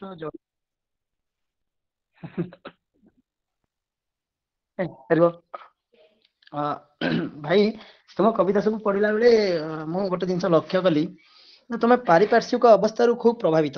କେବଳ ତମେ ନୁହେଁ, ଆମ ସମସ୍ତଙ୍କ ସବୁ କବି ବା ସବୁ ଯୋଉମାନେ ସଂକ୍ରମଣରୁ ମୁକୁଳି ଯିବାଟା ଭଲ ନା ପାରିପାର୍ଶ୍ୱିକ ଅବସ୍ଥାରେ କବଳିତ ହୋଇ ଲେଖା ଜାରି ରଖିବାଟା ଭଲ? ଆଉ ଯଦି ବି ମୁକୁଳି ଯିବା ଭଲ, ତାହେଲେ କିପରି ମୁକୁଳି ହବ ଏ ସଂକ୍ରମଣରୁ, କିଛି କହିବେ ବୋଲି ଆଶା। ଧନ୍ୟବାଦ ବୀରେନ୍ଦ୍ର। ପାରିପାର୍ଶ୍ୱିକ ଅବସ୍ଥା ସବୁବେଳେ କବି ପାଇଁ ସମାନ ନଥାଏ। ଅବଶ୍ୟ ମୁଁ ଏବେ ବର୍ତ୍ତମାନ ଟ୍ୟୁସନ କରିଥାଉ ପାରେ, କିନ୍ତୁ ମୋର ପାରିପାର୍ଶ୍ୱିକ ଅବସ୍ଥା ମୋର ମନ ଉପରେ ନିର୍ଭର କରେ। ମୁଁ ଯଦି ପାରିପାର୍ଶ୍ୱିକ ଅବସ୍ଥାରେ ଅନୁଯାୟୀ ମୁଁ ଗୋଟେ ଡାକ୍ତର ହେଇପାରୁଛି, ତାହେଲେ ମୋ କବିତା ଡାକ୍ତର ଉପରେ ଲେଖିପାରିବି। ଯଦି ପାରିପାର୍ଶ୍ୱିକ ଅବସ୍ଥା ଅନୁଯାୟୀ ମୁଁ ଗୋଟେ ଚାଷୀ ହେଇପାରୁଛି, ତାହେଲେ ମୁଁ ଚାଷୀ ଉପରେ କବିତା ଲେଖିପାରିବି।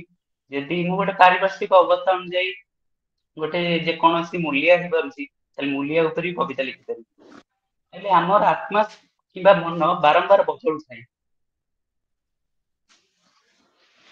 ହେଲେ ପାରିପାର୍ଶ୍ୱିକ ଅବସ୍ଥା ଅନୁଯାୟୀ କବିତା ଲେଖିବା ଭଲ। ଯଦି ଗୋଟେ ଚାଷୀକୁ କବିତା ଲେଖିବା ପାଇଁ, ସେ ତ ଲେଖିପାରିବନି ଆମେ କେଉଁଭଳି କବିତା, ସେ ପ୍ରେମ କବିତା ଲେଖିବନି। ଯଦି ଡକ୍ଟରକୁ କୁହାହବ କବିତା ଲେଖିବା ପାଇଁ, ସେ ତାହେଲେ ସିଏ ଲେଖିବ ରୋଗୀ କଥା, ରୋଗୀଙ୍କ ଦୁଃଖ କଥା। ତ ପ୍ରତି ମୁହୂର୍ତ୍ତରେ ଆମର ପରିବେଶ ବଦଳୁଥାଏ, ଆମର ଆତ୍ମା ବଦଳୁଥାଏ, ଆମ ମନ ବଦଳୁଥାଏ। ଆମ ବୃତ୍ତିକୁ କେବଳ ପାରିପାର୍ଶ୍ୱିକ ଅବସ୍ଥା ସହିତ ଧୈର୍ଯ୍ୟ କରି ରଖା ହେଇପାରିବନି। ଆମର ପାରିପାର୍ଶ୍ୱିକ ଅବସ୍ଥା ସବୁବେଳେ ବଦଳୁଥାଏ।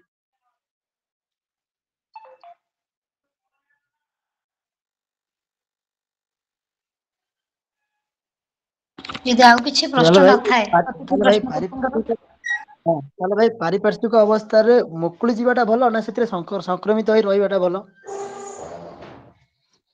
ପାରିପାର୍ଶ୍ୱିକ ଅବସ୍ଥାରେ ମୁକୁଳି ଯିବାଟା ଭଲ, କିନ୍ତୁ ସବୁବେଳେ ଗୋଟିଏ ପାରିପାର୍ଶ୍ୱିକ ଅବସ୍ଥାରେ ରହିବା କବି ପାଇଁ ବହୁତ କଷ୍ଟଦାୟକ। ଠିକ କଥା, ଧନ୍ୟବାଦ ଭାଇ। ମୁଁ ମୋ ପ୍ରଶ୍ନ ଉତ୍ତର ପାଇଁ ଆଉ ଗୋଟେ ପ୍ରଶ୍ନ ମୋର ଅଛି। ତମ କବିତା ବହିର ନାଁକୁ ନେଇ, କବିତା ବହିର ନାଁ ଅତି ସୁନ୍ଦର, ମାୟାପଞ୍ଜୁରୀ।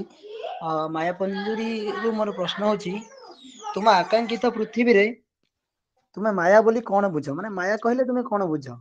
ମାୟା ବୋଲି ତମେ କାହାକୁ, କୋଉ ମଣିଷକୁ ବା କଣ ଗୋଟେ ମୋହ ବା କଣ ତମ ଦୃଷ୍ଟିରେ ମାୟା ଗୋଟେ କଣ?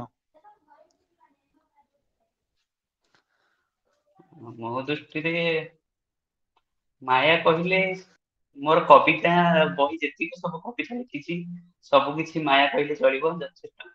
ଆମର ପକ୍ଷୀଟି ଯଦି ସବୁବେଳେ ପଞ୍ଜୁରୀରେ ରହିବାକୁ ଚେଷ୍ଟା କରୁଛି ସେଇଟା ହିଁ ମାୟା। ଗୋଟେ ଗରିବୀ ପୁଅର ଲୁହ ହିଁ ହଉଛି ମାୟା। ଗୋଟେ ସଚ୍ଚା ପ୍ରେମିକର ପ୍ରେମ ହିଁ ହଉଛି ମାୟା। ରାତି ଅଧରେ ଯଦି କବିତା ଆମେ ଲେଖି ପାରୁଛୁ ସେଟା ବି ମାୟା। ଯଦି ରାତି ଅଧରେ କବିତା ନ ଲେଖିବାର ଅସମୟ ବି ମାୟା। ହେଲେ କବିଟି ମାୟାରେ ରହି ସବୁବେଳେ କବିତାକୁ ବଞ୍ଚୁ।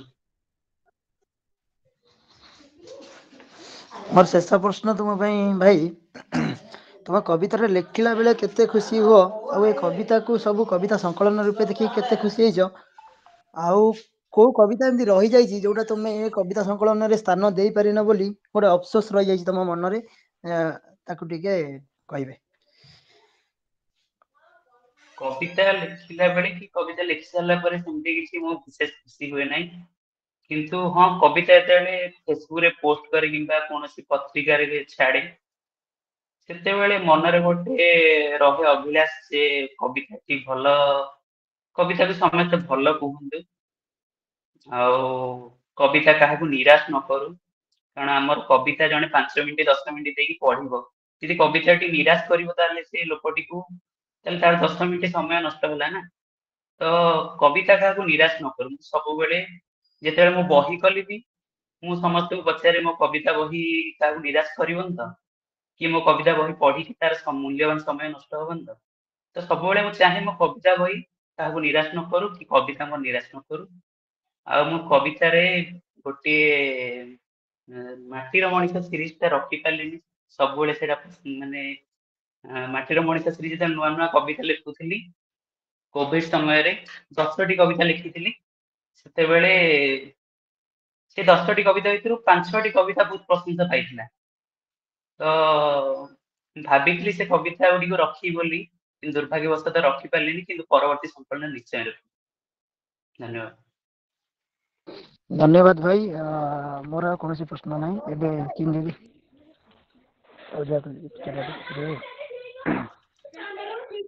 ଧନ୍ୟବାଦ। ଧନ୍ୟବାଦ ବୀରେନ୍ଦ୍ରକୁ ସୁନ୍ଦର ପ୍ରଶ୍ନ ପାଇଁ। ତେବେ ଅତିଥିଙ୍କ ପ୍ରଶ୍ନ ପରେ ବହୁତ ଜଣ ଅଛନ୍ତି ନାରାୟଣଙ୍କ ଠାରୁ ଉତ୍ତର ପାଇବା ପାଇଁ। ସୌମ୍ୟ ସରସ୍ୱତ ଭାଇ, ସ୍ୱାଗତିକା ଅପା, ରୀନା, ବିନେଶ ଭାଇ ଏବଂ ସୁମିତ ଭାଇ। ଅନୁରୋଧ ରଖିବି ପର୍ଯ୍ୟାୟକ୍ରମେ ସେମାନେ ତାଙ୍କର ପ୍ରଶ୍ନ ରଖିବେ। ଅଂଶୁମାନ ସାହୁ ମଧ୍ୟ, ଅଂଶୁ ବି। ରଶ୍ମିତା, ଆପଣ ଜଣ ଜଣଙ୍କୁ କରି କୁହନ୍ତୁ, ସମସ୍ତେ ପଚାରିବେ ସେଇ ଅନୁସାରେ। ସରିଲାଣି, ଆଉ 10 ମିନିଟ ସମସ୍ତେ ଅପେକ୍ଷା କରି ସରିଯିବ। ସୌମ୍ୟ ସରସ୍ୱତ ଭାଇ, ପ୍ରଶ୍ନ ରଖିବା ପାଇଁ ଅନୁରୋଧ। ଧନ୍ୟବାଦ ରଶ୍ମିତା। ନାରାୟଣଙ୍କର ତ ମୁଁ ପ୍ରାୟ ସବୁ କବିତା ପଢିଛି। ନମସ୍କାର ଭାଇ। ନମସ୍କାର ନାରାୟଣ ଭାଇ, ମୁଁ କହିଥିଲି ଆପଣ ରହିବେ ବୋଲି, ଯାହା ଏତେ ସମୟ ଆପଣ ମୋ ଭିତରେ ରହିଛନ୍ତି। ହଁ, କିଛି ନାହିଁ। ବହୁତ ଧନ୍ୟବାଦ ଭାଇ। ତମର ପ୍ରାୟ କବିତାରେ ମୁଁ ଦେଖିଛି ମାନେ ସମ୍ପର୍କ ଗୁଡିକ ବହୁତ ମାନେ ଭଲରେ ଡିସ୍କ୍ରାଇବ କରୁଛ। ଯେମିତି କି ଆମେ ବିଭିନ୍ନ ସମ୍ପର୍କରେ ବାନ୍ଧି ହେଇକି ଥାଉ, କିନ୍ତୁ ସବୁ ଗୁଡାକୁ ଏତେ ଡିଟେଲଡ, ଏତେ ଡିପଲି ଡେସ୍କ୍ରାଇବ କରିବା ପ୍ରାୟ ସମସ୍ତଙ୍କ ପାଖରେ ସମ୍ଭବ ହୁଏ ନାହିଁ। ଯେମିତି ବାପା ହଉ, ବୋଉ, ମାର୍ଗଶିର ହଉ, ଆଉ ଗୋଟେ ଝିଅ କବିତା ବି ଗୋଟେ ଅଛି ବୋଧେ। ତ ଏଇ ସମ୍ପର୍କ ଗୁଡିକ ତମେ ମାନେ ନିଜେ ମୁଁ ତ ଜାଣିଛି ନିଜେ ଭୋଗିଛ, ତେବେ ଝିଅ କବିତାଟା ଯୋଉଟା ଲେଖିଛ ସେଠି ଗୋଟେ ଧାଡି ଅଛି, ଆ ଅନ୍ଧାର ବଢିଲା ଝିଅର ବୟସ। ତ ଏଇ ଯୋଉ ଧାଡିଟା, ଏଇ ଧାଡିର ମାନେ ମୋ ସେଟା ହିଁ ବହିରେ ଦୃଷ୍ଟିରୁ ନାହିଁ ପ୍ରାୟ, ସେଇଟା ବହିରେ ଶିଶୁ ନାହିଁ, ସେଟା ରଚିତ। ବହିରେ ନାହିଁ। ମୁଁ ଯୋଉଗୁଡା ବହିରେ ନାହିଁ ସେଇଗୁଡାକ ହିଁ କହୁଛି। ଆଜ୍ଞା। ଏଇ ଯୋଉ ଧାଡିଟା, ଏଇ ଧାଡିରେ ମାନେ ୟାର ମୁଁ ବହୁତ ଗୁଡେ ଡିରେକ୍ସନ ଦେଖିବାକୁ ପାଉଛି ମାନେ ଏଇ ଧାଡିରେ। ତ ତମେ ସେଇ ଧାଡିଟା ସେ କବିତାରେ କଣ ଭାବିକି ସେଇଟା ଲେଖିଛ ସେଇଟା ଟିକେ ଜଣେଇବ। ମୁଁ ଲେଖିଥିଲି ଅନ୍ଧାରି ବଢିଲା ଝିଅର ବୟସ ଅର୍ଥ ଲେଖିଥିଲି, ମାନେ ଗଙ୍ଗଶିଉଳିକୁ ନେଇକି ସେ କବିତାଟିର ଜନ୍ମ ହେଇଥିଲା। ସେତେବେଳେ ଏଇ ଯୋଉ କୋଲକାତା କେସଟି ହେଇଥିଲା, ସେଇ କେସରୁ ହିଁ ସେ କବିତାଟି ମାନେ ଲେଖିବା ପାଇଁ ଚେଷ୍ଟା କରିଥିଲି। ତ ଗଙ୍ଗଶିଉଳି ଫୁଲ ଯେମିତିକି ଅନ୍ଧାର, ତାର ଅନ୍ଧାରକୁ ସବୁବେଳେ ଆପଣେଇ ନିଏ, ସେଇ ଅର୍ଥରେ ମୁଁ ଲେଖିଥିଲି ଯେ ଅନ୍ଧାର ହିଁ ବଢିଲା ଝିଅର ବୟସ। ଗୋଟେ ବଢିଲା ଝିଅକୁ ଗୋଟେ ଗଙ୍ଗଶିଉଳି ସହିତ ତୁଳନା କରିଥିଲି। ସେ ରାତି ଗୋଟେ ଦିନ ପାଇଁ ବରଂ ବଞ୍ଚୁ, କିନ୍ତୁ ତାର ବାସ୍ନା, ତାର ସୌନ୍ଦର୍ଯ୍ୟ ସମସ୍ତଙ୍କୁ ମାନେ ଆହ୍ଲାଦିତ କରୁ, କାହାକୁ ନିରାଶ ନ କରୁ, ସେଇ ଅର୍ଥରେ ଲେଖିଥିଲି। ଆଚ୍ଛା, ପଳାଶ ଧନ୍ୟବାଦ। ଫୁଲଟେ ନ ହୋଇ, ଗୋଟେ ପଳାଶ ଆଚ୍ଛା। ଫୁଲଟେ ନ ହୋଇ ଗଙ୍ଗଶିଉଳି ହିଁ ବଞ୍ଚୁ, ସେଥିପାଇଁ ଲେଖିଥିଲି ଅନ୍ଧାର ହିଁ ବଢିଲା ସେ ଝିଅର ସେ ବୟସ। କବିତାର ମାନେ ପ୍ରଥମରୁ ପଢି ପଢି ଆସିଲେ ସେଇ ପାଖରେ ଟିକେ ମାନେ ଅଟକି ଯିବାକୁ ଇଚ୍ଛା ହୁଏ, ସେ ଯୋଉ ଧାଡିଟା। କାହିଁକି ନା ତମେ ଗୋଟେ ଝିଅ ଉପରେ ଲେଖିଛ ସେ କବିତାଟା, ଆଉ ସେ ଧାଡିର ମାନେ ସେ ଗୋଟେ ଧାଡି ବହୁତ ଗୁଡେ ମାନେ ତାର ଅର୍ଥ ବାହାର କରୁଛି। ତ ଆଜ୍ଞା, ବହୁତ ଗୁଡେ ଅର୍ଥ ବାହାରୁଛି, କିନ୍ତୁ ମୁଁ ଏଇ ଅର୍ଥରେ ଲେଖିଥିଲି। ତେଣିକି ଯଦି ବ୍ୟାପକ ଅର୍ଥ ବାହାରିବ ତାହେଲେ ମୁଁ ଖୁସି। ନାଇଁ ସେଇଟା ତ ଯୋଉମାନେ ପଢୁଛନ୍ତି ପାଠକ ତାଙ୍କ ଉପରେ ନିର୍ଭର କରେ। ମୁଁ ସେଥିରୁ ଆଜ୍ଞା। ବହୁତ ଗୁଡେ ଜିନିଷ ପାଇଲି, ସେଇଥିପାଇଁ ତୋ ପଚାରିଲି। ଆକ୍ଚୁଆଲି ତମେ ଯେ କବି ଯିଏ, ସିଏ କଣ ଭାବିକି ଲେଖିଛନ୍ତି ସେଇଟା। ପ୍ରତ୍ୟେକଟି କବିତା ଗୋଟେ କବିଟିଏ ଲେଖିଲା ବେଳେ ତାର ବ୍ୟାପକତା ବି ସେ ଦେଖିନଥାଏ। ସିଏ ଯେଉଁଟା ଭାବିଥାଏ ସେଇ କବିତାଟା ହିଁ ସେ ସୃଷ୍ଟି କରିଥାଏ। ତା ବ୍ୟାପକତା ଯୋଉମାନେ ପାଠ ପଢନ୍ତି ତା ବ୍ୟାପକତାକୁ ବାରି ପାରନ୍ତି। ସେଥିପାଇଁ ତ ସବୁ କବିର କବିତା ପାଠକର ବି ମୂଲ୍ୟ ଅଛି। କେବଳ କବି ଲେଖିଦେଲେ ହବନି, ପାଠକ ବି ତାର ବ୍ୟାପକତାକୁ ବାହାର କରିବାର ତାର ମୁଖ୍ୟ ଦାୟୀ। ଧନ୍ୟବାଦ ନାରାୟଣ। ମୁଁ ଏଇ କବିତାଟା ମୁଁ ଯେତେବେଳେ ପଢିଥିଲି ସେତେବେଳେ ମତେ ବହୁତ ଭଲ ଲାଗିଥିଲା। ଆଉ ତାପରେ ଯେତେବେଳେ ଏଇଟା ମୁଁ ବହିରେ ଖୋଜିଲି, ବହିରେ ନଥିଲା। ତ ବହିରେ ଏଇଟା ନ ରଖିବାର କିଛି ଏମିତି କାରଣ ଅଛି? ନା ବହିରେ ଦବା ପାଇଁ ରଖିଥିଲି ସବୁ, କିନ୍ତୁ ଯେହେତୁ ପୃଷ୍ଠା ଅଧିକ ହେଇଯାଉଛି, ଏମିତିରେ 45ଟି କବିତା ହେଇଗଲା ବହିରେ। ସେତିକି ରଖି ଆହୁରି ବହୁତ ଗୁଡେ କବିତା ମୁଁ ରଖିପାରିଲିନି, ସେଟା ପରବର୍ତ୍ତୀ ସମୟରେ ନିଶ୍ଚୟ ରଖିବି। ଭଲ ହେଲା, ସେଟା ଆଉ ଗୋଟେ ବହି ଅପେକ୍ଷାରେ ଆମେ ରହିବୁ। ତମକୁ ଆଜ୍ଞା ଅନେକ ଅନେକ ବହୁତ ଶୁଭେଚ୍ଛା। ଖୁସି ଧନ୍ୟବାଦ। ଲାଗିଲା। ଅଶେଷ ଅଶେଷ କୃତଜ୍ଞତା ସୋମ୍ୟ ଶାଶ୍ୱତ ଭାଇଙ୍କୁ ତାଙ୍କର ଏ ସୁନ୍ଦର ପ୍ରଶ୍ନ ପାଇଁ। ତେବେ ଏବେ ଯିଏ ପ୍ରଶ୍ନ ରଖିବେ, ଯିଏ କହୁଛନ୍ତି ପକ୍ଷୀ ମାଟିକି ଖୋଜୁଛି କି ମାଟି ପକ୍ଷୀକୁ ଖୋଜୁଛି, ତାଙ୍କର ପ୍ରଶ୍ନ ମାୟାପଞ୍ଜରୀକୁ ନେଇ ଅନୁରୋଧ ରଖିବି ସୁମିଦ୍ର ତାଙ୍କ ପ୍ରଶ୍ନ ରଖିବା ପାଇଁ। ଧନ୍ୟବାଦ ଚିନୁ। ତ ପ୍ରଥମେ ନାରାୟଣଙ୍କୁ ନମସ୍କାର ଭାଇ। ଶୁଭେଚ୍ଛା। ନମସ୍କାର ଭାଇ। ନମସ୍କାର। ତୁମ ପଞ୍ଜୁରୀରେ ମୋ ପକ୍ଷୀ ସେମିତି ବାନ୍ଧି ହେଇକି ଥାଉ। ତ ଆପଣଙ୍କ ପ୍ରଥମେ ପକ୍ଷୀ ବହୁତ ମୋ ବହୁତ ପଞ୍ଜୁରୀରେ ଶୁଭେଚ୍ଛା। ଆଗରୁ ଅଛି। ଆଜ୍ଞା। ମୋର ଗୋଟେ ପ୍ରଶ୍ନ ତୁମର, ମୁଁ କିଛି ମାନେ ପାଖାପାଖି ଏ ନୂଆ ବହିରୁ ବହୁତ କିଛି ପଢିଲିଣି, ଆହୁରି ଅଛି। ମୁଁ ସାରିବାକୁ ଚାହୁଁନି ବହିଟି ଜଲ୍ଦି, ସେଇ ଯୋଗୁ ଆଜ୍ଞା। ପଢିବା ଚାଲିଛି। ସେଥିରେ ମତେ ଗୋଟେ ଅଧୁରାପଣ, ନହେଲେ ଗୋଟେ ଅସମ୍ପୂର୍ଣ୍ଣତା, ତମ ପାରିପାର୍ଶ୍ଵିକ ଯାହାବି ତୁମେ ଗୋଟେ କବିତା ପଢିଲ, ସେଥିରେ ଗୋଟେ ଅସମ୍ପୂର୍ଣ୍ଣତା କି ଗୋଟେ ଅଧୁରାପଣରେ ତମ କବିତାର ଅଟ୍ଟାଳିକା ତିଆରି, ମତେ ଏମିତି ଲାଗେ। ତ ମୋର ପ୍ରଶ୍ନ କି ଯଦି କାଲି ସେଇ ସବୁ ଗୁଡିକ ପୂର୍ଣ୍ଣ ହେଇଯିବ, ଯାହା ତୁମେ ଅସମ୍ପୂର୍ଣ୍ଣ ଆଜି ଦେଖୁଛ, ଏଇ ଯୋଉ କବିତାରେ ବି ଯାହା ଲେଖୁଛ, କି ଅସମ୍ପୂର୍ଣ୍ଣ ଜିନିଷ ଯଦି କିଛି ପୂର୍ଣ୍ଣ ହେଇଯିବ, ତାହେଲେ ତୁମେ ବେଶୀ ଖୁସି ହବ ନା ତାକୁ ନେଇକି ଯୋଉ କବିତା ଟା ଲେଖିଦେଇଥିବ ସେଇଥିପାଇଁ ବେଶୀ ଖୁସି ହବ? କବିତା ସବୁବେଳେ ବଦଳେ, ସମସ୍ତଙ୍କ ଜୀବନରେ କବିତା ସବୁବେଳେ ସ୍ତର ଅନୁଯାୟୀ ବଦଳେ। ଗୋଟେ ଛୋଟ ଛୁଆର କବିତା ଭିନ୍ନ, ଗୋଟେ ଛୋଟ ଛୁଆଟେ ଯେତେବେଳେ ହୁଁ ଆଡୋଲେସେନ୍ସ ହୁଏ, ସେତେବେଳେ ବି ତା କବିତା ଭିନ୍ନ। ଆଡୋଲେସେନ୍ସ ରୁ ଯେତେବେଳେ ଆଡଲ୍ଟ ହୁଏ, ସେତେବେଳେ ବି ତା କବିତା ଭିନ୍ନ। ଆଡଲ୍ଟ ରୁ ଯେତେବେଳେ ଓଲ୍ଡ ହୁଏ, ସେତେବେଳେ ବି ତା କବିତା ଭିନ୍ନ। ସବୁ ହୁଁ। ପରିସ୍ଥିତିରେ, ସବୁ ବୟସ ଅନୁଯାୟୀ କବିତା ଭିନ୍ନ ଭିନ୍ନ ହେଇ ଆସିଥାଏ। ତ ନା ନା, ମୋର ପ୍ରଶ୍ନ ଟା କି ତମେ ଯୋଉ ଅସମ୍ପୂର୍ଣ୍ଣ କି ଅଧୁରାପଣ ଟା ତୁମ ଆଜି ଆଖିରେ ଦେଖୁଛ, ଆଉ ତାକୁ ନେଇକି ତୁମକୁ ତମକୁ କୋଉଠି ନା କୋଉଠି ଆନ୍ଦୋଳିତ ମନରେ ହଉଛି ଆଉ ତାକୁ ନେଇକି କବିତାଟିଏ ଲେଖୁଛ। ଆସନ୍ତା କାଲି ଯଦି ସେଇ ଅଧୁରାପଣଟା ପୁରା ହେଇଯାଏ, ତୁମେ ଖୁସି ହବ ନା ଦୁଃଖୀ ହବ କି ଆଉ ସେଇ କବିତାଟିଏ ଉତୁରି ପାରିବନି? ନାଇଁ ଭାଇ, ଯେତେବେଳେ ଅଧୁରାପଣଟେ ଦେଖନ୍ତି ଗୋଟେ କବିଟେ ଲେଖେ, ସେ ଅଧୁରାପଣକୁ ପୁରା କରିବା ହିଁ ତାର ମୁଖ୍ୟ ଉଦ୍ଦେଶ୍ୟ ଥାଏ। ଏ ଅଧୁରାପଣଟି ପୁରା ହେଇଗଲେ ହିଁ ସେ ବହୁତ ଖୁସି ହବ। କବିତା ନ ହଉ, ଯଦି ଗୋଟେ ଅଧୁରାପଣଟି ପୁରା ହେଇଯାଉଛି ତାହେଲେ ସେଇଟା ହିଁ କବିତା। କେବଳ ମୋ କବିତା ନ ଉତରି ପାରେ ତାହେଲେ ପୃଥିବୀ ତ କବିତା ଗାଇବନି। ନାରାୟଣ, ସୁମିତ ମତେ ଲାଗୁଛି ପଚାରୁଛନ୍ତି ଯେ ତମର ଯୋଉ କବିତା ଗୁଡାକରେ ଏବେ ମାନେ ଗୋଟେ ମାନେ ଗୋଟେ ପ୍ରକାର ଅସହାୟତା ଦେଖିବାକୁ ମିଳୁଛି, ଯୋଉ ସମ୍ପର୍କ ଗୁଡିକ ହଉ କିମ୍ବା ନିଜର ପାରିପାର୍ଶ୍ଵିକ ଯାହା ବି ପରିସ୍ଥିତି ହଉ ସେଇଗୁଡାକ ଦେଖିବାକୁ ମିଳୁଛି। ଯଦି ଭବିଷ୍ୟତରେ ସେ ପରିସ୍ଥିତି କୌଣସି ପ୍ରକାର ପରିବର୍ତ୍ତିତ ହେଇଯାଏ, ତେବେ ବି ତମେ ସେଇଭଳି ଭାବରେ ସେଇ ପରିସ୍ଥିତିକୁ ନେଇ କବିତା ଲେଖିବ ନା କବିତା ଛାଡିଦବ? ନାଇଁ, ସେଇ ପରିସ୍ଥିତିକୁ ନେଇ ତ କବିତା ଲେଖିବିନି। କବିତା ସବୁବେଳେ ମୋର ବଦଳିବ ଭାଇ। ଯୋଉ ପରିସ୍ଥିତିରେ ଥିବି ସେଇ ପରିସ୍ଥିତି ଅନୁଯାୟୀ କବିତା ଲେଖିବି। ମୁଁ ଏବେ ବର୍ତ୍ତମାନ ଯୋଉ ପରିସ୍ଥିତିରେ ଅଛି ସେଇ ପରିସ୍ଥିତିରେ ହିଁ ନେଇ କବିତା ଲେଖୁଛି। ପରିସ୍ଥିତି ବଦଳିଲେ ମୋର କବିତା ହିଁ ବଦଳିବ। ଧନ୍ୟବାଦ, ବହୁତ ବହୁତ ଶୁଭେଚ୍ଛା, ଶୁଭକାମନା। ଆହୁରି ଲେଖ। ଗୋଟେ କଥା ଭାଇ, ସବୁ ପ୍ରାର୍ଥନାର ଭାଗ୍ୟରେ ତଥାସ୍ତୁ ନଥାଏ। ଆଉ ଯଦି ସବୁତକ ଇଚ୍ଛା ମଣିଷର ପୂରଣ ହେଇଯିବ, ବୋଧହୁଏ ଆମେ ଈଶ୍ୱରଙ୍କୁ ସର୍ବପ୍ରଥମେ ଭୁଲିଯିବା। ନାରାୟଣ, ଗୋଟେ ଛୋଟିଆ ହ୍ୟାଲୋ, ହଁ ଭାଇ, ଶୁଭୁଛି ମୋ କଥା? ହ୍ୟାଲୋ, ଭାଇ ଶୁଣାଯାଉଛି? ହଁ, ମୁଁ କହିଲି ନାରାୟଣ, ଗୋଟେ ଛୋଟିଆ ପ୍ରଶ୍ନ। ମାନେ କବିତା ଆଖିରେ ଲୁହ ଦିଏ ନା ଆଖିରେ ଲୁହ ଆସିଲେ କବିତା ଅଟୋମେଟିକ ଆସେ? କାରଣ ସୁଖରେ ଗୋଟେ କବିତା ଲେଖିବ, ଦୁଃଖରେ କବିତା ଲେଖିବ, ଦିଟା ଅଲଗା ଜିନିଷ। ଆଉ ଦୁଃଖ କବିତାରେ ସବୁବେଳେ ଚାର୍ମ ଦିଏ। ଆଖିରେ ଲୁହ ଆସିଲେ ଭାଇ କବିତା ହୁଏ। ମୁଁ ଯେତେବେଳେ ବାପା ଚାଲିଗଲେ, ତ ସେଇ ସମୟରେ ମୁଁ କବିତା ଲେଖିବି ବୋଲି ଭାବିନଥିଲି। ଯୋଉ ବାପାଙ୍କ କବିତାଟି ଅଛି କବିତା ବହିରେ, ସେଇଟା ମୁଁ କବିତା ବୋଲି ବି ଗଣୁ ନଥିଲି। କିନ୍ତୁ ମତେ ବୀରେନ୍ଦ୍ର କହିଲା ଯେ ଏଇ କବିତାଟି ରଖ ବୋଲି। ତ ସେଇ କବିତା ହିଁ ବେଦ ଭାଇ କବିତା ଆବୃତ୍ତି କଲେ, ବହୁତ ଲୋକ ପ୍ରଶଂସା କଲେ। ସେତେବେଳେ ମତେ ଲାଗିଲା ଯେ କବିତାଟି ଆଖିରେ ଲୁହ ଆସିଲି ପ୍ରକୃତ କବିତା।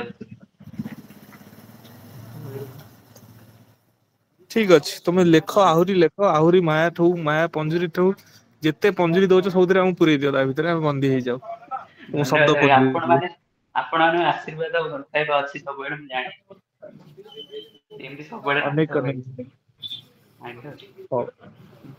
ଅନୁରୋଧ ରଖିବୁ ପରବର୍ତ୍ତୀ ପ୍ରଶ୍ନକର୍ତ୍ତା ରୀନା ରାଣୀ ତାଙ୍କ ପ୍ରଶ୍ନ ରଖିବା ପାଇଁ। ପୁଣି ଥରେ ଧନ୍ୟବାଦ ଦିଦି। ଭାଇ ନମସ୍କାର, ଶୁଭେଚ୍ଛା। ଭଏସ୍ ସିଷ୍ଟରରେ ଏଇଟା ମୋର ପ୍ରଥମ ଆସର, ଆଉ ଆପଣଙ୍କ ସ୍ୱର ବି ମୋ ପାଇଁ ପ୍ରଥମ। ଆପଣଙ୍କ କବିତା ଶୁଣିବା ପରେ କିଛି ପଚାରିବାକୁ ଇଚ୍ଛା ହେଲା, ସେଥିପାଇଁ ଗୋଟେ ପ୍ରଶ୍ନଟେ।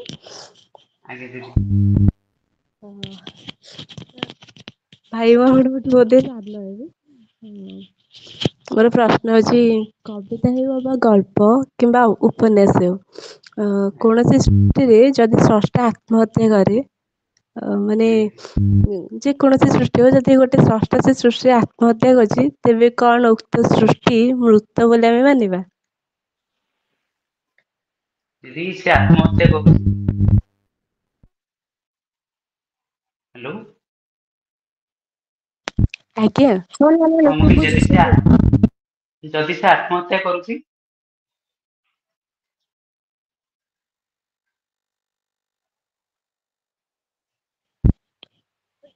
ପ୍ରଶ୍ନ ସେ ପଚାରୁଥିଲେ ଯଦି ଜଣେ ସ୍ରଷ୍ଟା ଆତ୍ମହତ୍ୟା କରୁଛି, ତାଙ୍କ ସୃଷ୍ଟି ରହିବ ନା ରହିବ ନାହିଁ?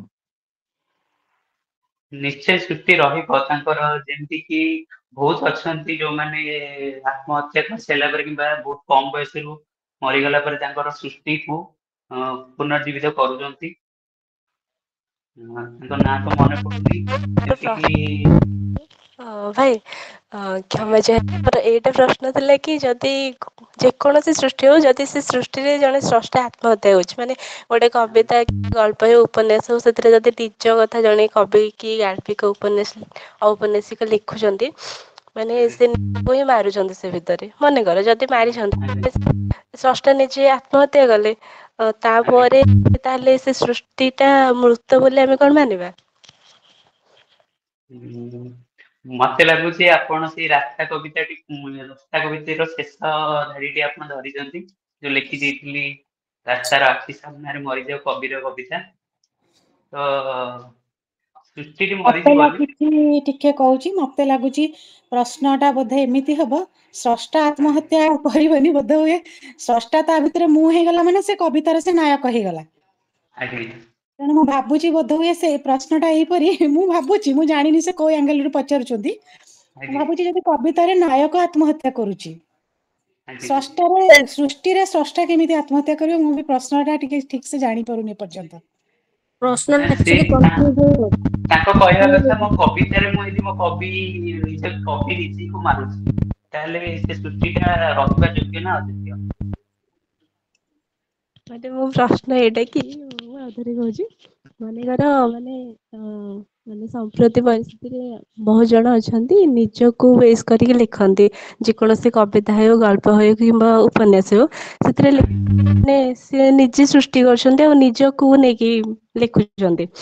ଯଦି ସେ ନିଜକୁ ନେଇକି ଲେଖୁଛନ୍ତି, ନିଜକୁ ସେ ମନେକର ଗୋଟେ କବିତାରେ ନିଜକୁ ଲେଖିଛନ୍ତି ଆଉ ସେଥିରେ ଆତ୍ମହତ୍ୟା କରିଛନ୍ତି, ମାନେ ନିଜକୁ ହିଁ ମାରି ଦେଇଛନ୍ତି, ତାହେଲେ ସୃଷ୍ଟିଟା କଣ ମୃତ ବୋଲି ଆମେ ମାନିବା? ନା, କେବେ ବି ନୁହେଁ। ସିଏ ଯେକୌଣସି ଆମେ କବିତା ଆମେ ଯଦି ଜଣକୁ ଜନ୍ମ ଦେଇପାରୁଛେ, ତାହେଲେ ମାରିବାର ଅଧିକାର ବି ଆମେ କବିତାରେ ରଖିପାରିବା। କବିତାରେ ଆମେ ଜଣକୁ ଜନ୍ମ ବି ଦେଇପାରୁଛେ, କବିତାରେ ଆମେ ଜଣକୁ ମାରି ବି ପାରିବା। ଧନ୍ୟବାଦ। ପରବର୍ତ୍ତୀ ପ୍ରଶ୍ନକୁ ଯିବା। ବିନେଶ ଭାଇ, ଶେଷ ପ୍ରଶ୍ନ। ହଁ, ମୁଁ ଭାବୁଥିଲି ପଚାରିବିନି, କାହିଁକିନା ତାଙ୍କୁ ବହୁତ ସାରା ପ୍ରଶ୍ନ ପଚରା ଗଲାଣି। ମୁଁ ଖାଲି ଏତିକି କହିବି, ମୁଁ ପ୍ରଥମ ଥର ପାଇଁ ନାରାୟଣକୁ ଶୁଣିଲି। ମତେ ବିଶେଷ ଭାବରେ ତାଙ୍କର ଆଚରଣ, ଉଚ୍ଚାରଣ ଏବଂ ତାଙ୍କର ଚିନ୍ତା ଶକ୍ତି ବହୁତ ପ୍ରଭାବିତ କଲା। ମୁଁ ଏବେ ନାରାୟଣକୁ ଖୋଜିବି ଏବଂ ନାରାୟଣକୁ ପଢିବି। ଆଉ ଯଦି ଯଦି ପାରିବେ ଗୋଟେ ଛୋଟ ପ୍ରଶ୍ନ ନୁହେଁ ତ ଏଗେନ୍ ମୁଁ କହିବି, ମୁଁ ଯାହା ଅନୁଭବ କରେ, ଆପଣଙ୍କର ଏଇ ଯୋଉ କବିତାଟି ପଢିଲେ, ସେ କବିତାଟିରେ ମତେ ଏକ ସ୍ପଷ୍ଟ ମାନବବାଦର ସ୍ୱର ଦେଖାଗଲା। ତ ମତେ ଲାଗେ ଯେତେବେଳେ ଆମେ କବିତା ଲେଖୁ କିମ୍ବା କବିତା ବିଷୟରେ ଭାବୁ, ପ୍ରକୃତିସ୍ଥ ସବୁ ସତ୍ତାର ମାନବୀକରଣ, ଅର୍ଥାତ୍ ମାନେ ଆମେ ଦେଖୁଥିବା ଜଡ ପ୍ରକୃତିସ୍ଥ ସବୁ ଜଡ ମାନିନିଅ, ଯାହାର ଜୀବନ ନାହିଁ, ସେଥିରେ ଜୀବନ ଫୁଙ୍କିବାର ପ୍ରୟାସ କରିବା ଦ୍ୱାରା କବିର କବିତା ଅଧିକ ଭାବ ଉଦ୍ରେକକାରୀ, ଅଧିକ ସୁନ୍ଦର ହୋଇଥାଏ କି? ଆପଣଙ୍କୁ ଲାଗେ କି? ମତେ ସେଇଭଳି ଫିଲିଙ୍ଗ ହୁଏ। ହେଇପାରିବ। ମୁଁ ଗୋଟେ କବିତା ପଢୁଛି, ଆପଣ ପ୍ରଥମେ କହିବେ ସେ କବିତାଟି ଭାବ ଉଦ୍ରେକ କରିପାରୁଛି କି ନାହିଁ। କାନ୍ଥ ପରି କରିଦିଅ ହେ ମହାପ୍ରଭୁ, କାନ୍ଥ ପରି କରିଦିଅ ହେ ମହାପ୍ରଭୁ, ସେ କାନ୍ଥରେ ଲାଗିଥାଉ କଣ୍ଟା ପୁରୁଣା ପ୍ରେମର, ସେ କାନ୍ଥରେ ଲାଗିଥାଉ ଦାଗ ପୁରୁଣା ସ୍ମୃତିର, କଣ୍ଟା ବି ସହିଜାଣୁ ଦୁଃଖ, ଦାଗ ବି ସହିଜାଣୁ ଦୁଃଖ, ଦୁଃଖ ସହିପାରିଲେ କାନ୍ଥ, ନ ପାରିଲେ ଜୀବନ। ତାହେଲେ ଏଇଟାକୁ ମୁଁ ବି ସେଇ ଜଡ ସହିତ ତୁଳନା କରିଛି। ତାହେଲେ ଏଇଟା ବି ଭାବ ଉଦ୍ରେକ କରିପାରୁଛି ନା ନାହିଁ ଆପଣ କୁହନ୍ତୁ? ନିଶ୍ଚିନ୍ତ, ଏଥିରେ ମୋର ଦ୍ୱିମତ ହବାର ନାହିଁ, କାରଣ ମୁଁ ଏଥିରେ ଆପଣଙ୍କୁ କୋଶ୍ଚିନ୍ ପଚାରିନି, ମୁଁ ମୋ ଭାବନାଟାକୁ ହିଁ ଆପଣଙ୍କ ଦ୍ୱାରା ସ୍ପଷ୍ଟ କରାଇବାକୁ ଚାହୁଁଥିଲି। ଧନ୍ୟବାଦ ନାରାୟଣ, ଧନ୍ୟବାଦ। ଆଜ୍ଞା, ଧନ୍ୟବାଦ ଆପଣଙ୍କୁ। ଶେଷ ପ୍ରଶ୍ନ ପଚାରି ଦେ ଜଲ୍ଦି। ମତେ ଛାଡିବେନି ଆଜି। ନାଇଁ କି କଥା, ମୁଁ ଏପର୍ଯ୍ୟନ୍ତ ଅପେକ୍ଷା କରିଛି ମୋର ଯାବତୀୟ ବ୍ୟସ୍ତ ଜୀବନ ମତେ ଭିତରେ। ଲାଗୁଛି ଆଜି ମତେ କଣ ପ୍ରକୃତରେ ଅଂଶୁ ପଚାରିଦେ ପୋଷ୍ଟମର୍ଟମ ଜଲ୍ଦି। ନାରାୟଣ ବୈର ହିଁ ହେଉଛି। ଶେଷରେ ଅଛନ୍ତି ମାନେ ତାଙ୍କୁ ଟିକେ ତ ପ୍ରାୟୋରିଟି ଦେବା କଥା। ବାସ୍, କଣ ପଚାରିଦେ ଜଲ୍ଦି, କଣ ପାଇଁ? ଭଲ କି ଅଂଶୁ ପଚାର, ତାପରେ ଶେଷ ବେଳକୁ ଅଂଶୁ ପଚାର। ହଉ ଅଂଶୁ, ପଚାର, ପୁରା ଭଲରେ ପଚାର। ମୋର ମାୟା ପଞ୍ଜୁରୀର କବି ନାରାୟଣ ଭାଇଙ୍କୁ ମୋର ଅନେକ ଅନେକ ଭଲ ପାଇବା ତାଙ୍କର ବହି ପାଇଁ। ମୁଁ ସେ ବହିଟା ପ୍ରାୟ ସମ୍ପୂର୍ଣ୍ଣ ମୁଁ ଆ ଭିତରେ ପଢି ସାରିଛି। ମୁଁ ପଢିକି ଯେମିତି ଯାହାର ବହି କମ୍ପ୍ଲିଟ୍ କରେ ତାଙ୍କୁ ଫୋନ୍ କରି କୁହେ, ମୁଁ ଫୋନ୍ କରିକି କଥା ହେଇଥିଲି। ସେତେବେଳେ ଅଧା ପଢିଥିଲି, ବାକି ତକ ପଢିନଥିଲି। ଆଜି ଗୋଟେ ସୁଯୋଗ ମିଳିଲା ବୈଶିଷ୍ଟ୍ୟର ଏମିତି ତେଣୁ ମୁଁ ଆଉ ବାକି ତକ ଜିନିଷ ବି ମୁଁ ପଢିବା ପାଇଁ ଆଗ୍ରହ ପ୍ରକାଶ କଲି।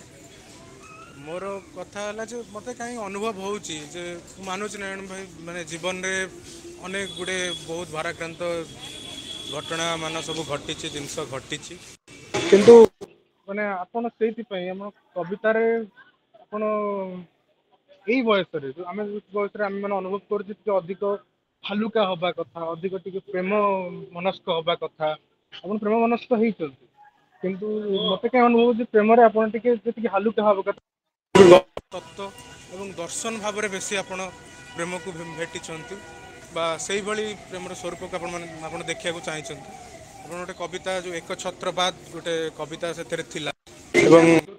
गोटे प्रेम कविता ये गोटे चमत्कार जिन कवितार ना एक छत्रपात किंतु से कविता गोटे प्रेम कविता किंतु जिते शेष गोटे धाड़ी से तार प्रेमटा को जस्टिफाई कराई एवं बाकी सब कथा जिते मुझे पढ़ी गुड़ाई कथा मत बहुत ओजनिया भाराक्रांत आउ अधिक दर्शन भित्तिक मत लगिला जोटा कि मु प्रेम कविता मुझे हालुका हाँपाई चाहूँगी मुझे भी से कथा तो आपड़ कहे द्वितीय कथा मुझे चाहूँगी आप दर्शन तत्व ये सब कथा तो लिखु मुझे भावी आगामी 5-10 वर्ष पर जो आप गोटे जगार पूरा माने स्थिर हो जाइए व्यक्तिगत जीवन में भी से आपण हुए तो यही प्रेम मनस्क आउ हवा यही समय जो तरुण बयस जो प्रेमटा जमी आसो हुए तो से समय से आसो ना तेणु ये दर्शन गभीर तत्व ये सब कथा लिखापी तो गुड़ाई समय अच्छी आगू जीवन में एक कथा आप निश्चित लिखु कि भाव प्रेम को लिखिले ये आप अधिक हालुका हे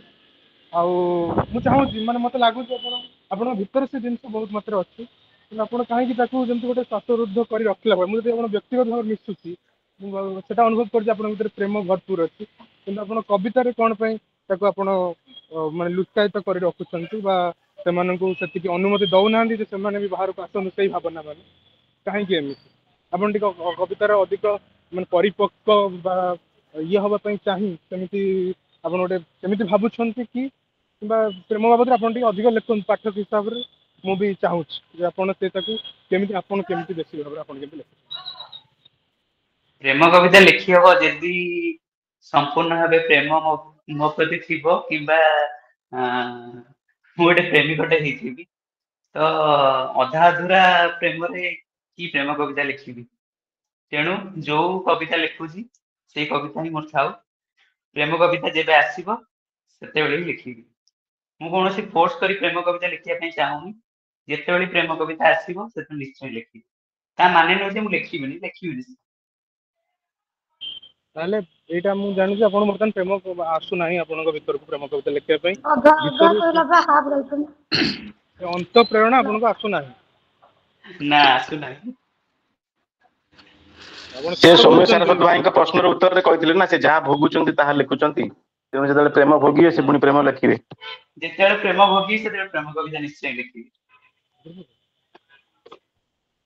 हो ठीक अच्छे बहुत बहुत धन्यवाद आ मु चाहिए जो कथा आपन प्रेम कथा भी लिखिचंती जंते एक कविता से कविता आउ टिके मते मुटे कोन पई मते बुझिबा पई मते टिके झुंटिला भली अनुभव हैला बंधुर लागिला मु चाहूँ तक आप मसृण होते कि मोर पाठ भाव में मु मोर चपल मो पठकीयता बोधे सुपर खसी जाऊँ